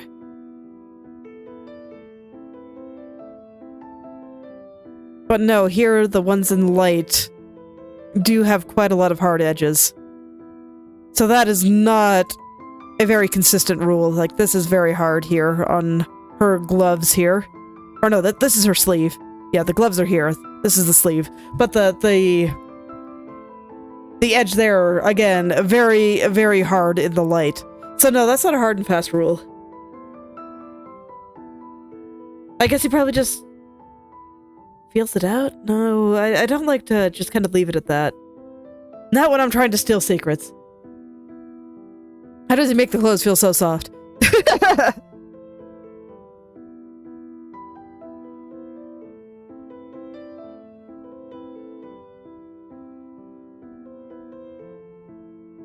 I'm wondering if the abundance of hard edges actually makes it feel softer.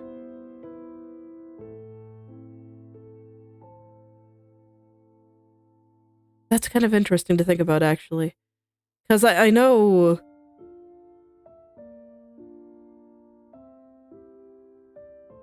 I've tried to figure out how to articulate my thoughts here.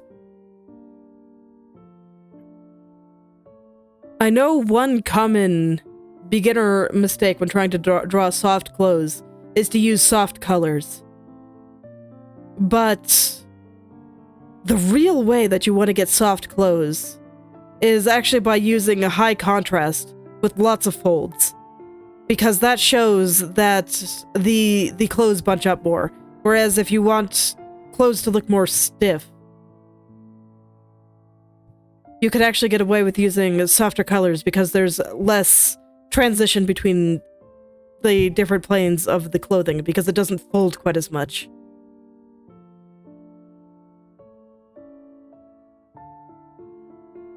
Okay.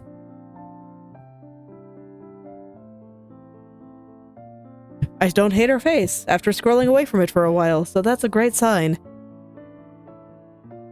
I'm debating what kind of colors I want to use here.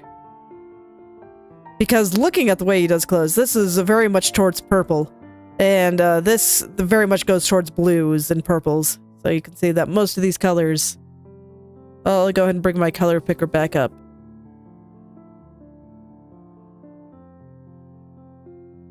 Pull it out here.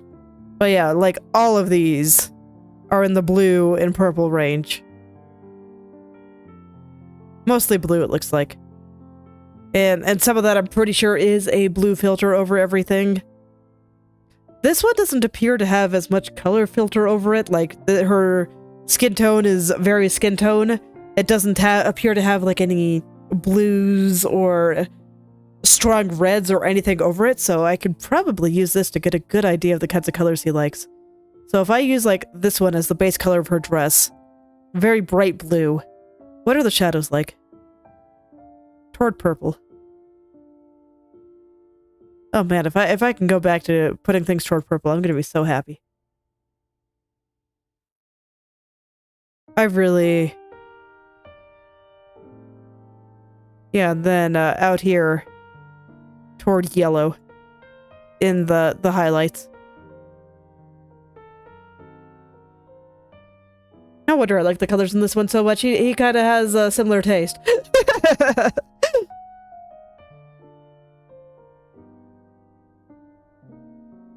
Now what about you? I feel like there is a moderate gray blue filter over this. Yeah, so that definitely brings her skin tone a little bit more blue. So if this is like the base color here.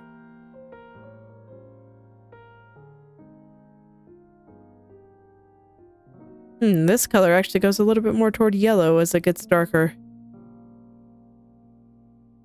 Fascinating.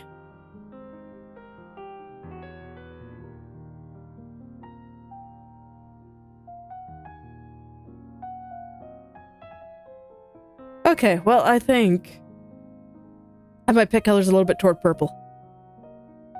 It's what I like doing anyway.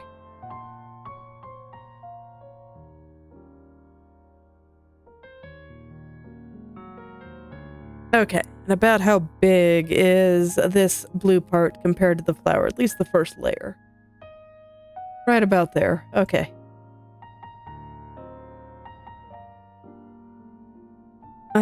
I wish to get rid of the color picker now.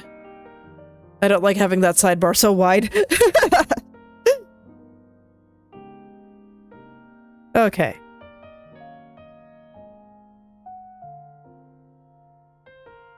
So the first layer of this flower is about this big.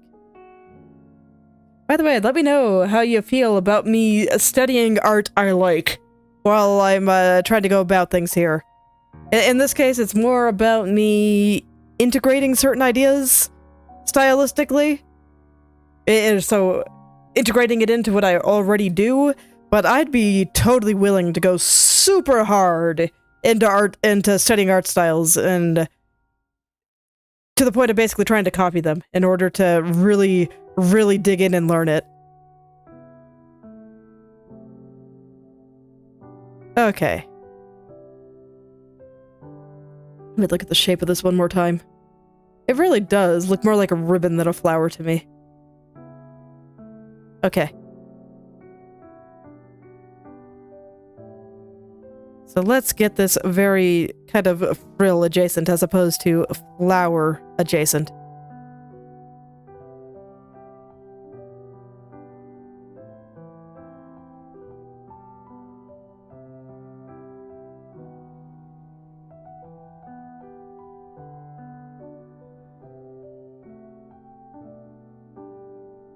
Okay.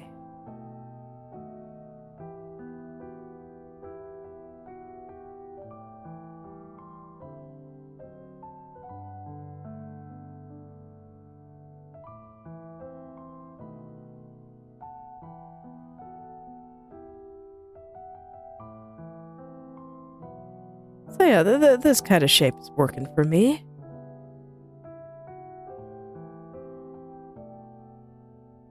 And now one thing that I am getting from looking at all this is that there are tons of little colors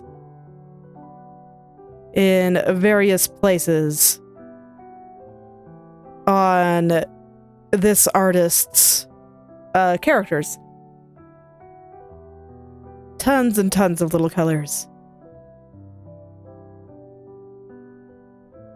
He probably controls the colors a little bit less than I do. Where I try to use the same bits of shading for like everything. And he seems to do more to introduce, how should I say, more color variation in the sense of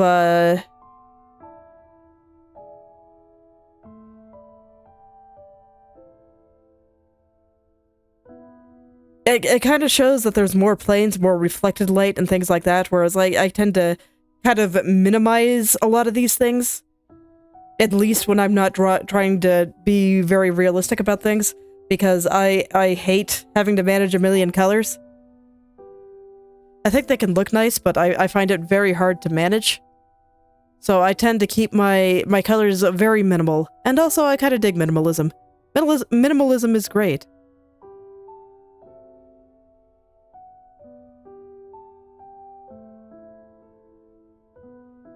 So I'm gonna kind of put on some basic flat colors, and then I'm gonna add some darker parts where I think that they're creasing a bit more. So like here I think is gonna have a very, very hard crease. And then here I think things are gonna be blended out a little bit more. It's a little bit smoother.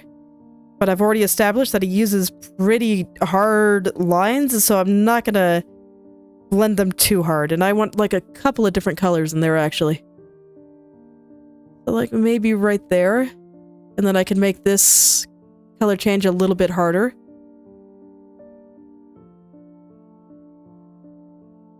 So this way it's not quite so soft coming out.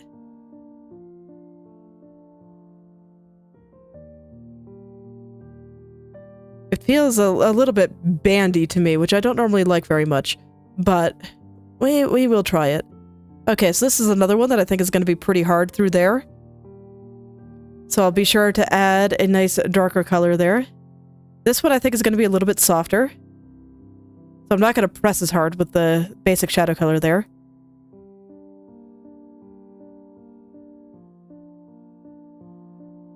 and then I'll just go around and do the same kind of thing.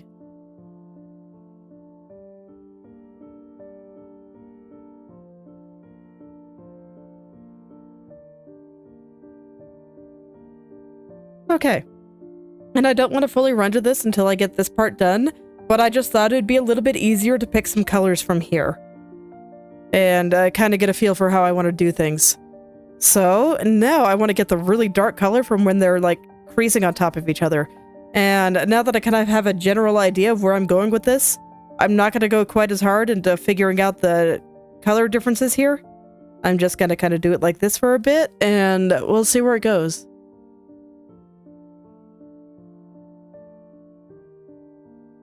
I swear, the time-lapse for this one is going to be a pain to edit. Because I'm going to have to edit out so many things.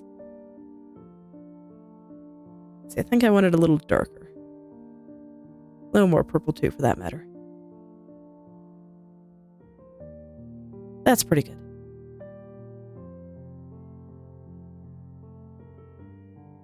You know what? I want to pop this color over here before I lose it. I want to save some of these colors.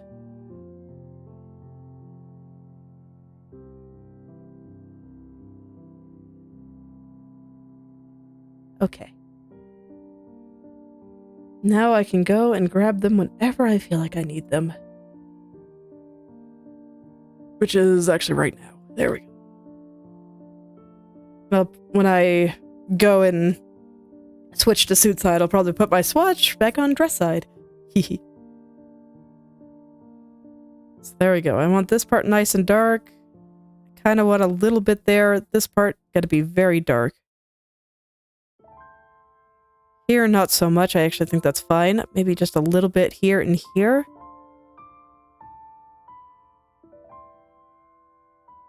This one looks pretty dark to me.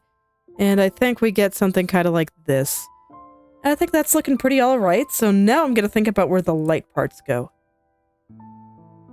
And for that, I am going to use yellow.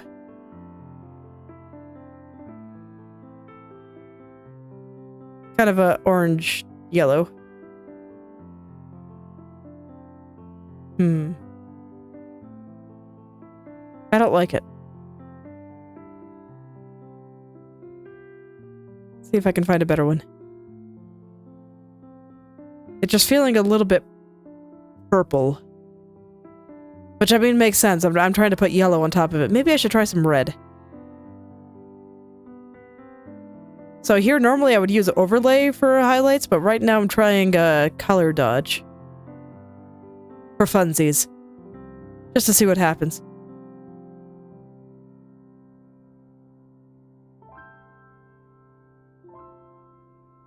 I don't quite know what to expect. I'm just trying things and seeing what happens. This one is all about just experimenting. But the fact that I don't like really any of the colors that I'm getting makes me think maybe I should go kind of this direction. Gonna make this nice and desaturated, but it's kind of a very light blue, kind of cyanish. No, I'm still not feeling it.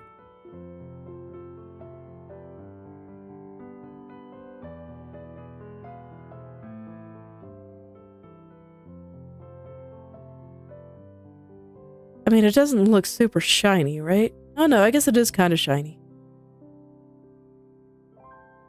Maybe here? Okay, a little bit more blue. A little bit more blue in it.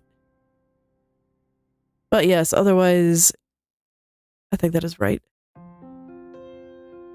Yeah, okay, so right about there. I'm gonna go with that.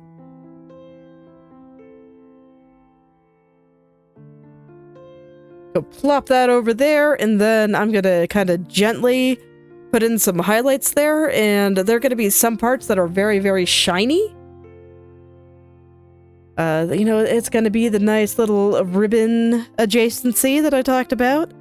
So some parts of this are gonna be very, very shiny. And I'm not doing that yet. I'm just kind of getting the basic bits of light in here. And I'll make it shiny in a bit.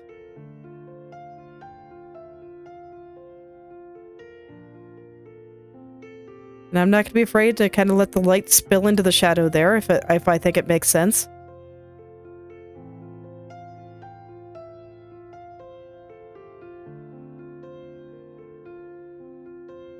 This side is not going to get very much.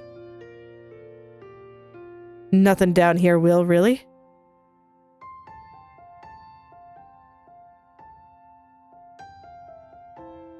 And currently all of this still looks, kind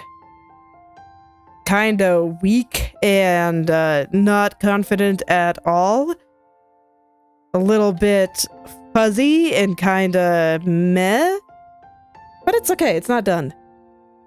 But in terms of actual lighting, I think this is doing all right. So I think I want to kind of get that flower center here. The part that looks like a rose. I'm thinking about how I want to go about drawing that. That one seems like it's going to be a very high contrast thing. Because, like, the original artist of her model just used lines for most of it. But, you know, makes sense. There's some shading on it. It's very subtle. But I have no lines to use. So I can't do that. I gotta pay very close attention to where my various shadows are gonna go. Ooh, alright, I'm just thinking about how to go about starting to draw that. Oh shit, I drew this all in the wrong layer. Which means that some of it is bleeding off. Oh man, that is deeply unfortunate. That's okay, I think I can fix it. Bring you back down to flower. Preserve alpha. Down it goes. There we go. All is well. Okay. Back to what I was doing. I'm gonna go back up to the swatch and plop this color in there so I don't lose it, because I'm scared of losing my colors. I probably shouldn't be, but I am. Okay. Now then. No, I want to pick some colors first. So I want a very, very dark color here. I was honestly considering using something real close to black. I don't want it to look too close to this color, though. So I'm gonna make it even darker.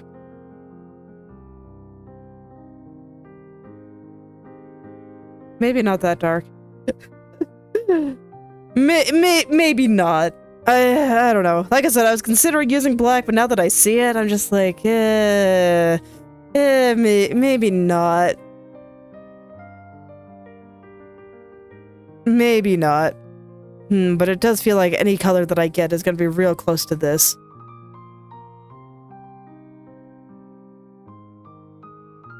And that's going to be a problem, because what this part is going to do eventually, let me go ahead and kind of draw it out, is there's like this little bit of trim going around the petals like this. And so I want to capture that too. But if I picked a color that is too close to the color of the rest of the flower,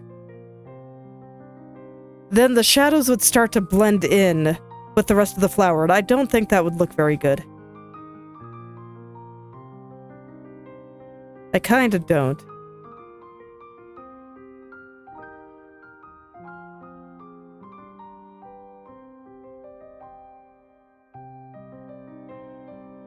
So if I were to take that color that's sitting there right now, this guy, and put him in the shadows, like, yeah, it gets real nebulous, and I don't think that looks very good.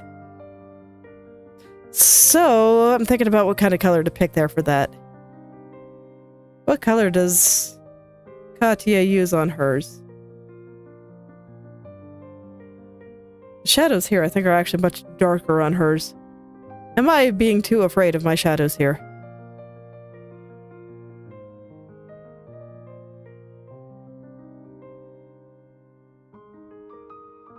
Let's go see what colors the original artist used here. So it's like somewhere around there.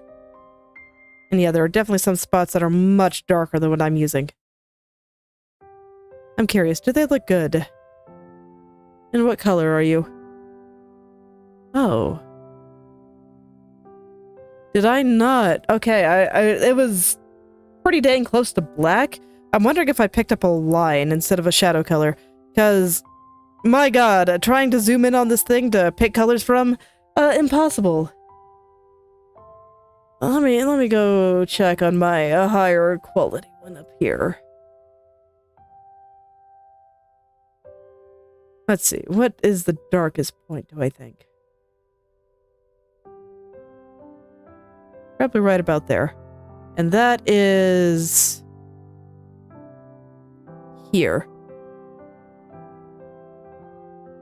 Which, yeah, honestly not that much darker than what I have, but it is a little bit darker.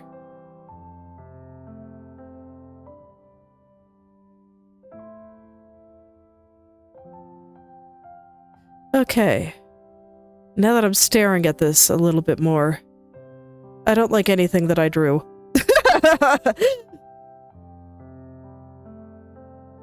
I have a better idea for how to handle that, but I want to get the center done. So I'm going to go ahead and erase this. And I will redraw the bit underneath. I still like the colors I picked, though, overall. And maybe I'll just keep this slightly darker one in my repertoire. I'll think about it. Because normally I do like high contrast colors. The fact that I'm trying new things does make me wonder if I'm being a little bit too afraid of my shadows right now. It is a common thing. Not necessarily for me, but I do see it in a lot of critiques of beginner and intermediate work, of just the big thing that you can do to really improve your art is to never fear contrast again.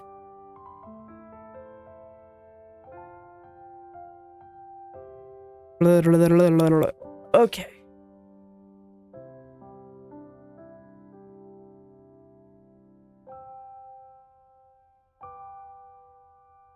What color are you? Yeah, you are blue. What color did Katya's artist use?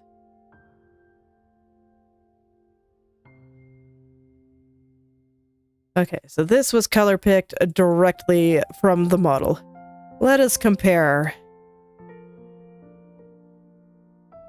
Fascinating.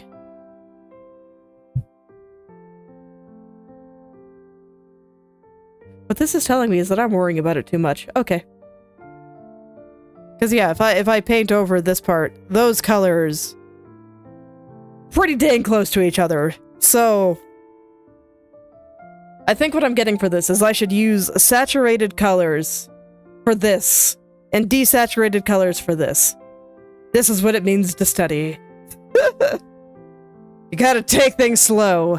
Okay, and I don't want to cheese it too hard and just straight up steal the color there. I still want to get it myself, but I'm gonna pick a very, very desaturated purple this time.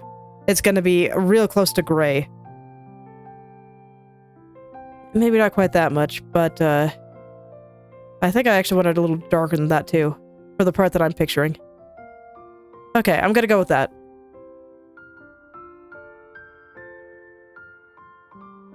I think those colors look pretty okay together. I'll even see them together over here. I think they look alright. I can tell that I'm used to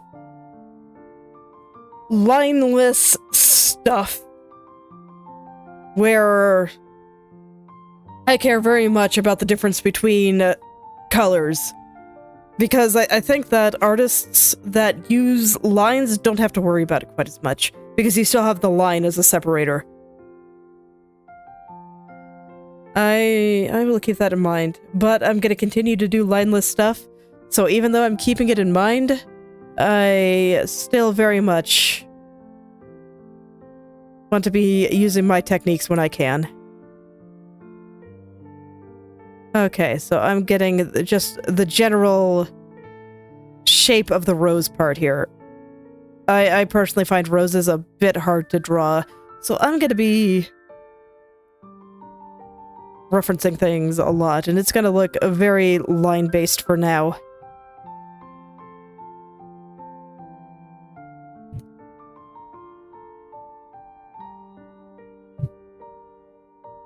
Okay, so here we go. I'm just going to go round and round here. And hopefully I'll get some decent looking petals out of this. Actually, you know what? I want to break down this rose a little bit more.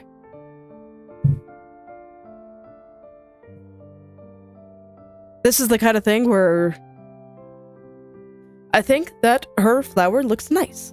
So I'm looking at what her model mama did, and I'm looking very closely at the shapes. And this is when, you know, sometimes I might even just outright trace it, then erase it, and draw it myself. I do that sometimes. But in this case, I'm just going to reference it and try to pick out what I think she did. So it looks like, in the middle, we had kind of a circle. Why is my pen being weird? We have kind of a little circle. And then from there, I think, based on how I see the direction of the petals going, I think the mama went this way and made kind of a triangle shape here. And then tucked this next petal in like that, and made the next triangle shape out like this. Again, I have no time-lapse or anything to reference at the moment, so I'm just kind of guessing. And then the next one went out like this.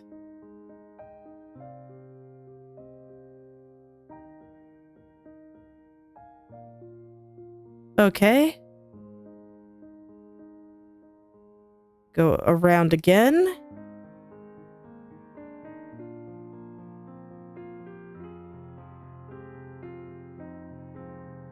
I did not put that one in the right spot, so let's try that again. Because he kind of actually sticks out a little like that.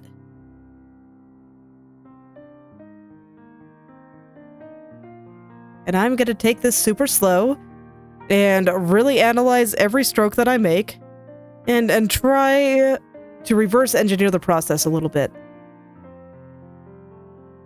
So one tucked in here, came out like this.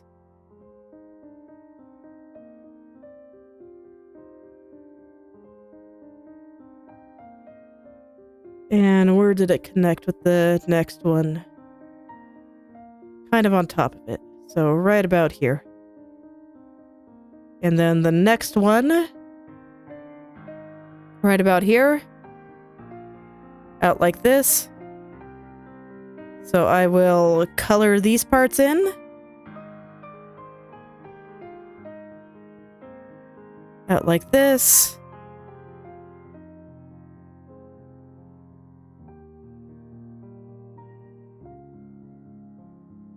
And down and around into that.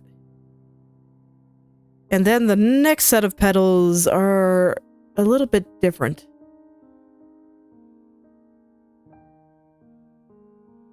So the next one kind of comes out like this, and we get a little bit of a different shape. They're less triangular and more round.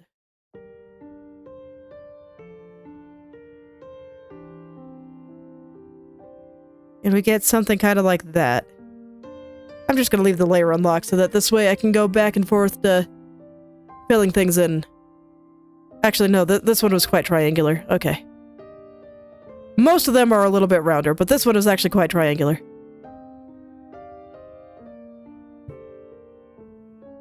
Actually, a lot of them are. Okay. I guess it was only a couple that really weren't.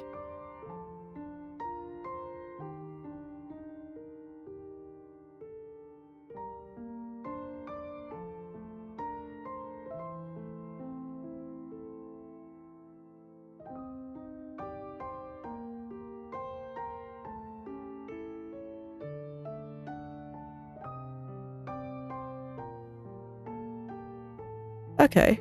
And then we got another one kind of over here, wrapping around to this guy. And there's actually like a tiny little guy just sticking out from over here. Just a tiny little guy. I'm not even going to draw a line around him because this is the outer edge, so this is fine.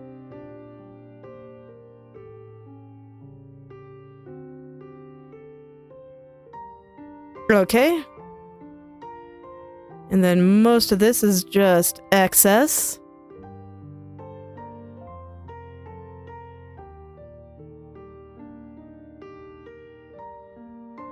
And we go around, and I think this is looking pretty okay, actually.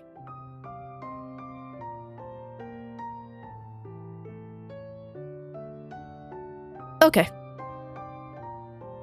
Yeah, so I think I just need to be looking at roses a little bit more. And then I should be able to draw them.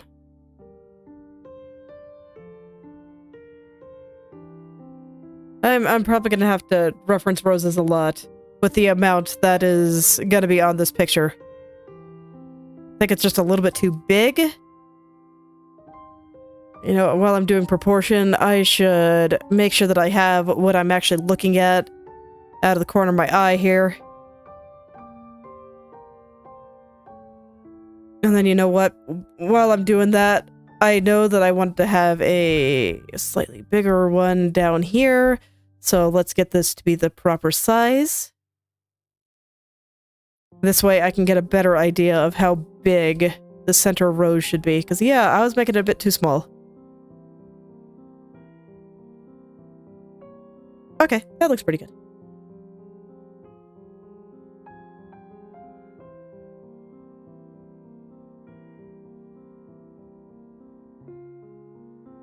Phew, okay. So, I got at least a little bit of that going. So now I want to pick a slightly lighter shadow for just a general shading on this part. And I'm just going to go ahead and finish this part of the flower here. You know, with any luck, I'll finish the whole thing. Because I think I got through one of the hardest parts there. So the other part is going to be figuring out the ribbon petals going on with this thing. Because really, they do look somewhere between ribbon and petal to me. But now that I look at a slightly higher quality version of her model, the kind of bluer part, a little bit more petally than I initially saw. Still somewhat ribbony, but definitely more petally. I'm trying to think of how to describe what gives me that impression. Here, I'll go bring this over to a other browser. And then I will switch over to the browser here and we can take a look. So I'm going to zoom in a bit. So initially, I thought that all of this didn't have the little bit of trim around it. I think it was getting lost in the shadows. So I saw all of this as one big shape. And that's what made it look like ribbons to me. But there still are some kind of ribbony impressions that it gives. And that's in kind of shapes like this. I don't know very many flowers that do something kind of like this. Like, this is a very sharp fold. It's over here, too. And when I look at that, I think what it's going for is a lot of flowers, especially thinking like sakura blossoms and the like, have this little, almost like a dent in there. And it kind of looks like this, that the artist wanted this flower to have something like that too. But instead of making it an actual, similar to the dent in a sakura flower or something, they just made it a very deep fold, so this petal is just folding in. And I don't think that's really common for flowers, is it? I am slightly talking out of my ass here, so I'm not entirely sure, but whatever it is, between the shininess and these really, really deep folds there, it just made me think ribbon. When I look at this texture, it looks like a ribbon texture. It looks like if I touched it, I would feel a satin ribbon, not the softness of a flower. So that's kind of what gave me the impression there. And I don't mean this as a criticism to the artist at all. I think it looks fine. That was just what I was seeing. Anyway, let's find a softer shadow for the rest of the flower here. And then I can worry about turning this outer part into something more petally. And I think I'm kind of understanding the reason that I have trouble drawing things like roses, flower, certain bits of hair, and that kind of thing. It's that I tend to see things in silhouettes. And it's pretty hard to draw a rose with silhouettes only, because a lot of it is just things overlapping on petals and whatnot. I think that's actually a little too dark. And that's just how a lot of it works. So when I see a rose silhouette, I can draw that really quick. That's good. I think this is the color I want. When I see a rose silhouette, I see something that just kind of looks like this. And it just kind of goes round and round. And this is largely what I see. That's why you notice when I kept drawing all the flowers down here, that's the shape I drew. Because that's what I see. But this isn't really what roses look like. They've got a bunch of other stuff going on in there. But this is the kind of shape that I see. I just fill it in like this.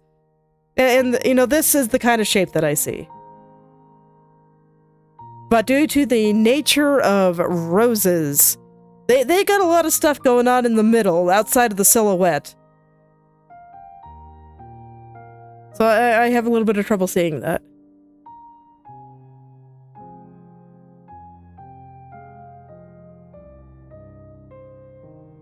I'm gonna plop down some initial shadows here.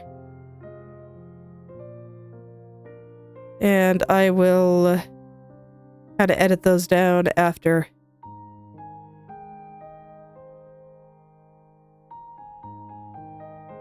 I'm not quite sure I'm gonna handle certain parts of shading here. So, you know, we'll figure it out together. It's all good.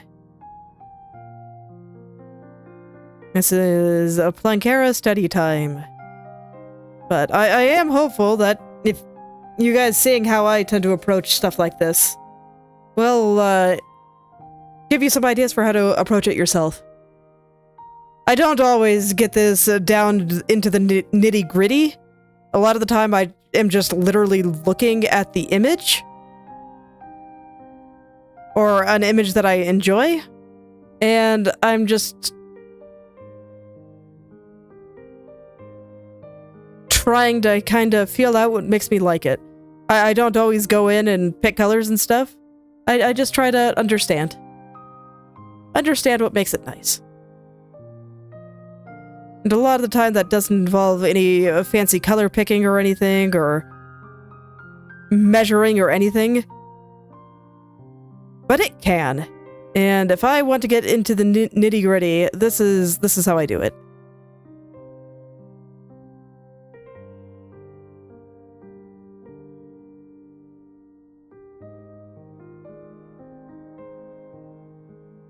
And I really only want the sides kind of facing where the light is going to be coming from to be getting these shinier highlights. And with as small as this object is, I think I'm just going to use my hard brush to render it. Just need to do a quick stretch. Oh man, stretch time, hell yeah. Always feels good. Okay. Because, yeah, this already feels reasonably blended to me. It's a bit weird to say, considering I only used hard brush here, but I actually think it looks pretty alright. I think it's just because it's small. I do kind of want to smooth out the outer edges just a bit here. They're a little messy, and I don't like it.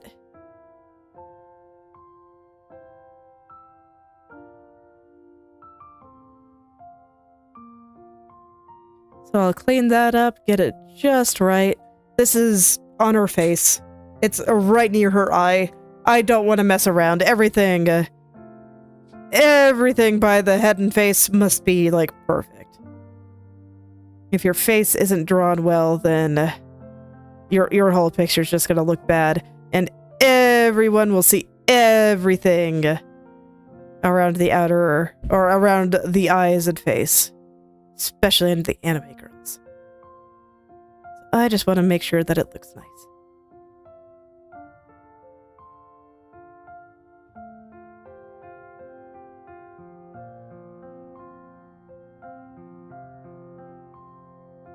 Okay. And then I'm just gonna, iterate around things, just whatever things I think look really messy and need a little bit of help. I'll go touch those up. And by the end, I should have something that looks pretty nice. In theory.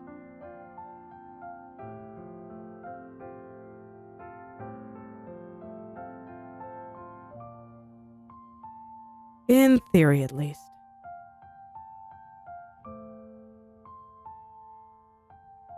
How are we looking so far? If I zoom out to 100, I think it looks pretty okay.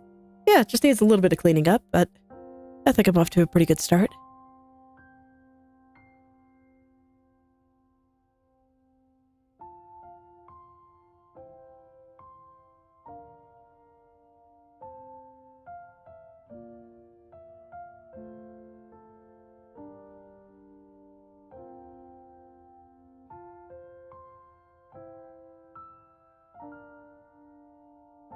And I'm just kind of vaguely thinking about how the petals are overlapping each other and the kind of impression that I want to give there. Where I think that they're folding and which areas are getting hit by the non-existent window right now because it's hidden so I can see better versus which areas are just completely in shadow. And I'm trying not to overuse this super dark part because I kind of want that to represent the creases. And I think some of these are a little bit overdone, so I'm kind of taking them back a little.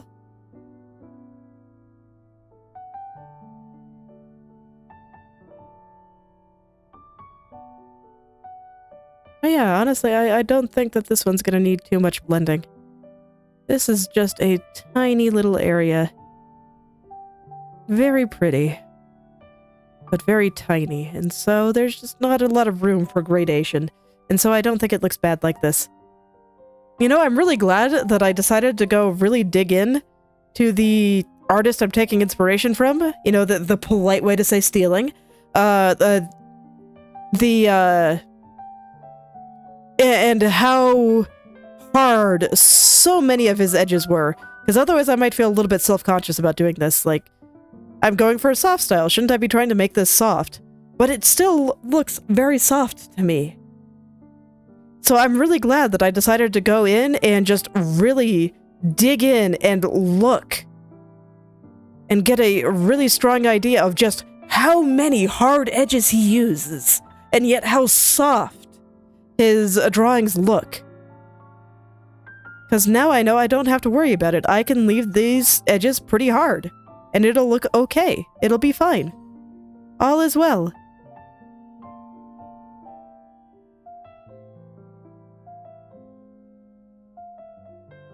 Because my goodness, there were just so many hard edges. I was so surprised. I did not expect that at all. But I think this is what it means to really look at art and really try to understand what your favorite artists are doing. And I can tell you that if somebody looked into my work that hard, even if it was specifically to lift my ideas, I'd be very flattered.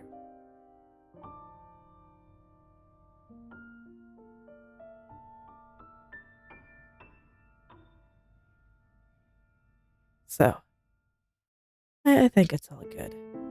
The world is better when we share.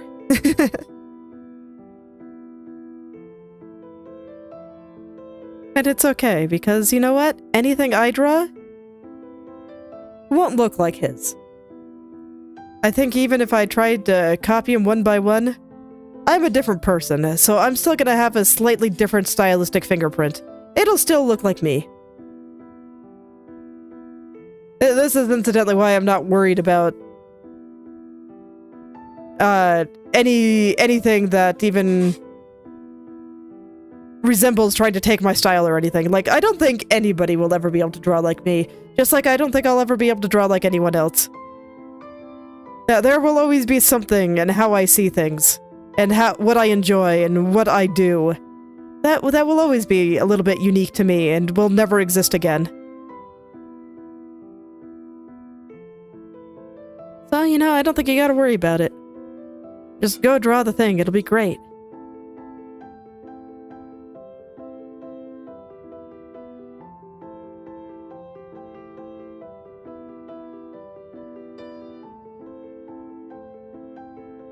Go steal my ideas, it'll be great.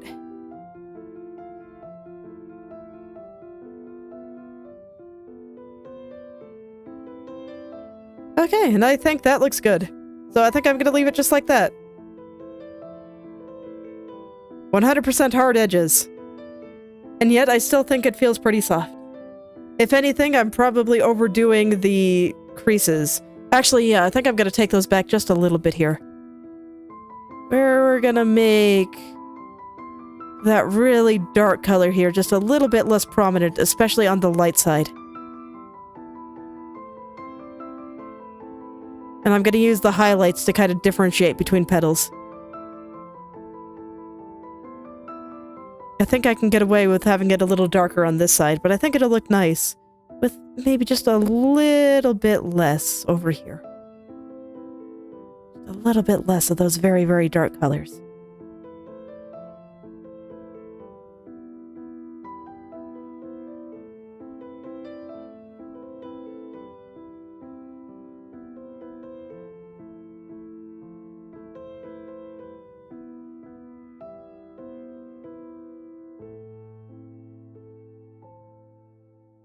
Oh yeah, that's much better.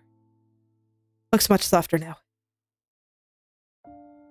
Okay, I think I want just a little bit less shadow here. I think the highlights are fine, but I just want a little bit less shadow in a few places here. Okay, I'll just zoom in and out until it's to my liking.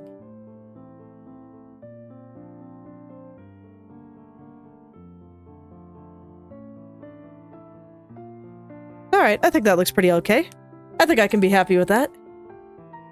I'm still kind of unfamiliar with drawing roses, so I think that turned out okay. So I want to revisit this part of the flower. We'll go ahead and not preserve alpha on that for a little while. Because I deleted it because I have all my colors saved over here for me. So I'm gonna take my normal color and my shadow color there, and I'm gonna do something kind of similar. I'm gonna go look at the flower, and I'm going to try to draw exactly what I see. So what I see is kind of comes out the side here and comes this way and then comes to this little point, the little point that I talked about so much that made me think it was very ribbony.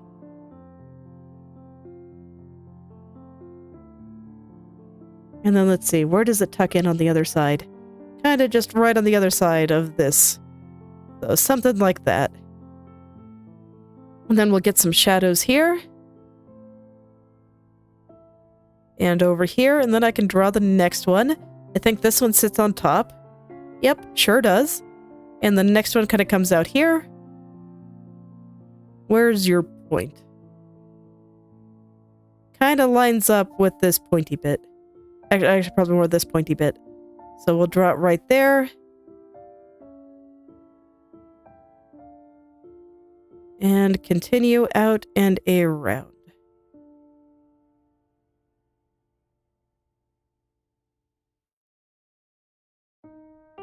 And now I'm seeing where it tucks in. Oh, and there's actually just a little tiny guy on top here. I didn't even see him the first time through. Okay. He tucks in kind of right over here. Kind of like this.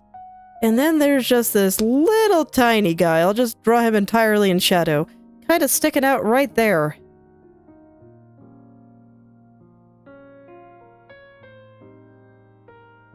Just a little guy. I didn't even see him the first time through, but it looks like this. So I will let him just exist like that. That seems fine. Okay, then the next one kind of comes around here. Where is your split? Okay. Kind of right about there. Go out and around. And he tucks it in right about...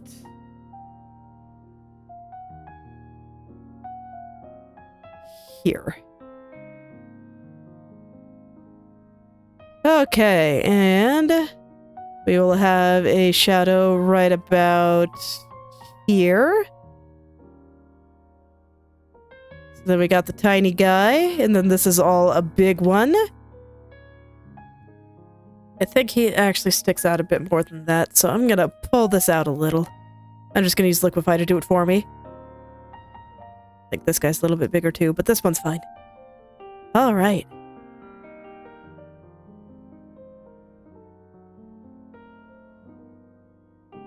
So this next one is actually on top, so I'm gonna go put this shadow in here. And he comes out right about there, kind of comes up and around. And where is your little slit? Right about there. So we get a shape like this. And then he doesn't actually overlap the other petal. They just kind of barely touch. They're shy. They don't want to they don't want to touch each other. They enjoy their personal space. And once again, I feel like I just drew it a little small. Okay, and unlike what I was doing before, when I thought that they were all kind of separate, I am actually not going to draw all of these on separate layers, because what's gonna happen? Yeah, sure, I'll preserve alpha here now. We'll just fill in the middle here. Is that this white color going on the rose part of the flower goes on the edges of all of these. So I'll use the neutral color for now, and we'll just kind of paint it on. And it just goes over the edge of each and every one. And that'll be how I determine where each layer is.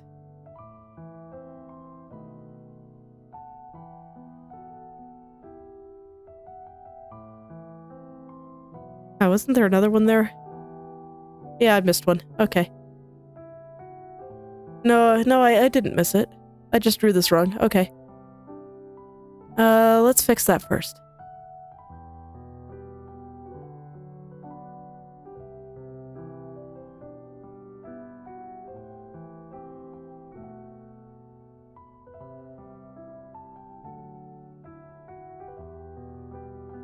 Okay.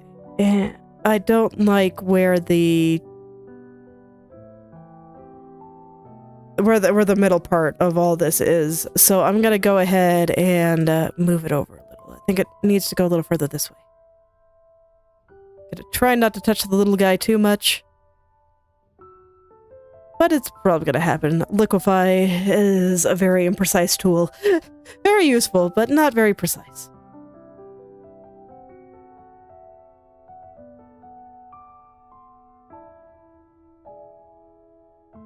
Okay. And there we go, we get something like that, and now I can draw the next layer pretty freely.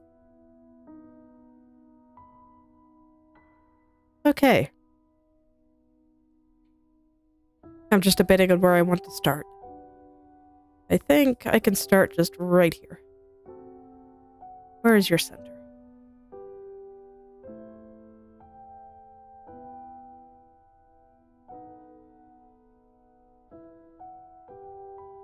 So this guy is underneath this next one. So I'll give him just a little bit of shadow there, just to help me out.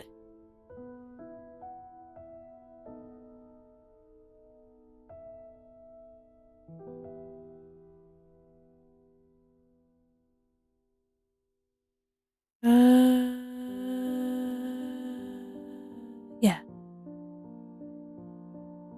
I had to think about it for a second. But no, I think that's good. Okay. Next one.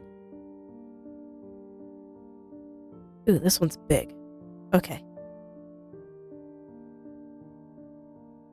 This one is quite large.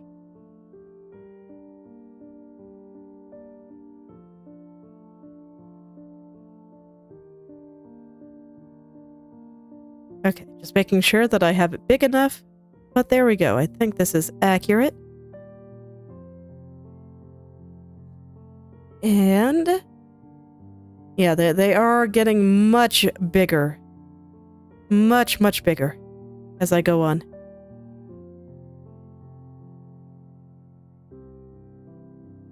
Makes sense. Petals on flowers do tend to do that. So, there we go. I don't like your angles. Please be deeper. There we go.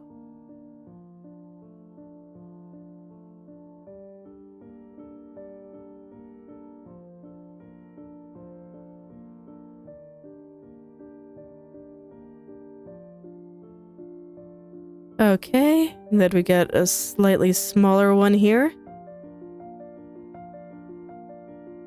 He is underneath, so I'll put the little shadow there, and then we're getting some little guys that kind of go around here.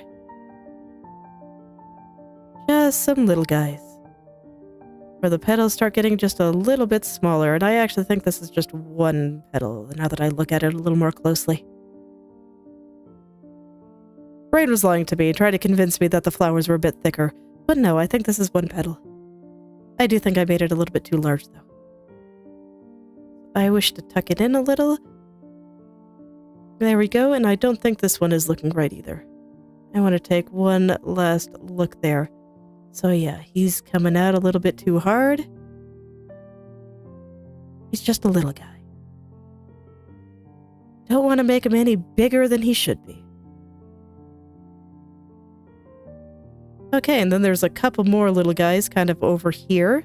I think I'll draw them completely in shadow colors just so I can see them easily.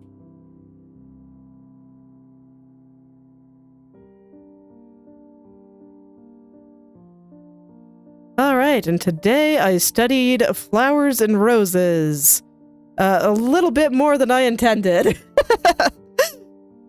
But it's okay, I think I have a better understanding of their structure now. So, you know, maybe next time I go and try to draw a rose, I'll have an easier time. I'll go ahead and put the trim around it all. And then after that, I'll grab the stamens and I can render this out next time and make it all look nice. I think it's gonna look really great once it's all done. Try to figure out what I did. I'm pretty sure this one's like this, and then this is like this. Should have put in more shadows. That's okay.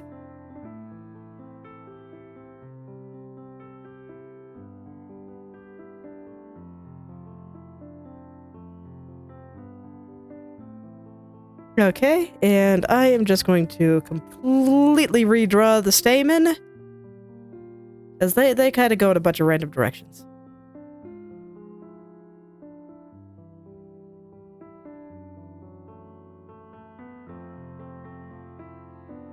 But I'll go ahead and reference it, since I am trying to draw this a little more exactly.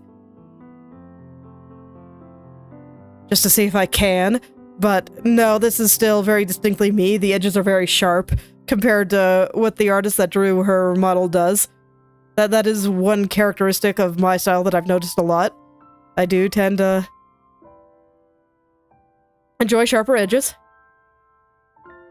As much as I say I'm fighting my nature when I'm drawing my unhinged face connect images, no, I do tend to favor very sharp edges to an extent.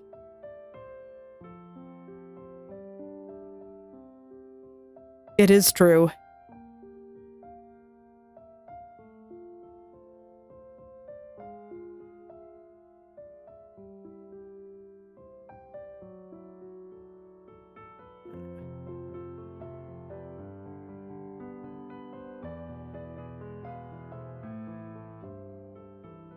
And so this will need considerable cleaning, but you know, that's okay. That's normal.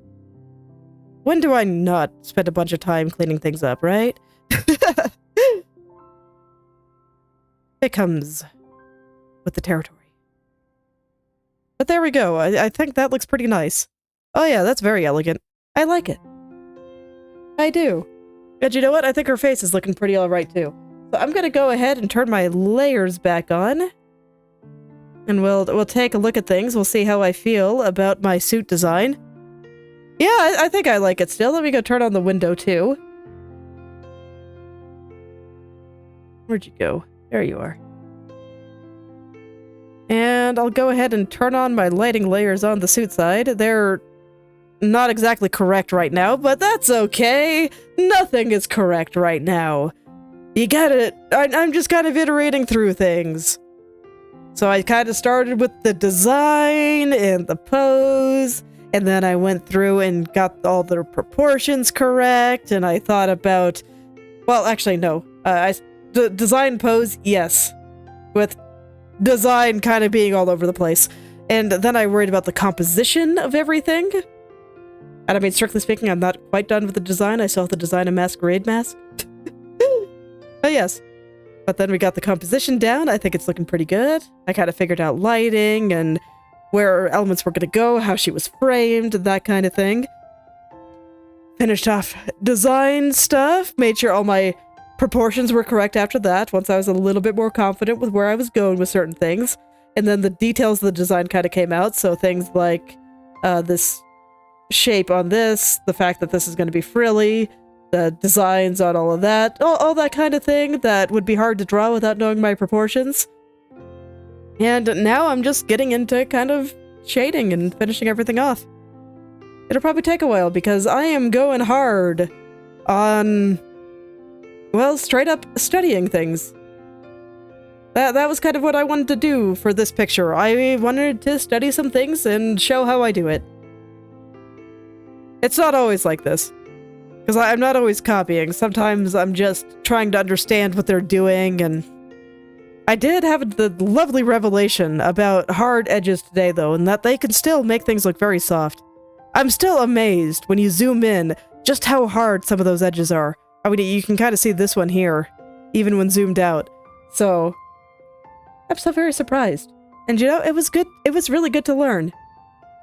Very, very good. I think I can bring that in there since I've gotten pretty good at controlling my hard edges and doing more of a cel-shaded look. Because I don't think it'll actually be that hard to pull the cel-shaded look back into soft drawing again. And it's always kind of funny to me because everything started out very soft to me. When I got started, I started in realism, so I was very particular about blending my colors and stuff. And that kind of carried into how I drew things for a long time. And then one day I just decided what would happen if I got rid of all the soft edges, and I kind of liked the result, so I did it. I described it as a kind of intermediary between what I referred to at the time as my style versus my minimalist style. I kind of considered it a point in between them. But then as I kept going, I kind of didn't like my softer style as much. So I didn't use it as much. And this is me trying to bring some of that back by looking at what an artist that I think is really cool and makes really good art is doing. And I am already learning a lot. So I'm hoping that, you know, maybe occasionally I'll be able to draw some softer things too. As opposed to just the stark, almost cel-shaded look that I've been doing a lot in recent years. So, I don't know, trying things! Yay! I don't always know exactly what I want to do. And I don't think that's necessarily a bad thing. But when you're lost and confused, that's the perfect time to try something new. Dude, and if I didn't like it, I'd stop. Easy. It might take me some time to go through it, but so far I'm really liking how this is coming out, and I'm enjoying some of the revelations I'm getting. I think they're very interesting. Alright, and just small announcement here before I stop.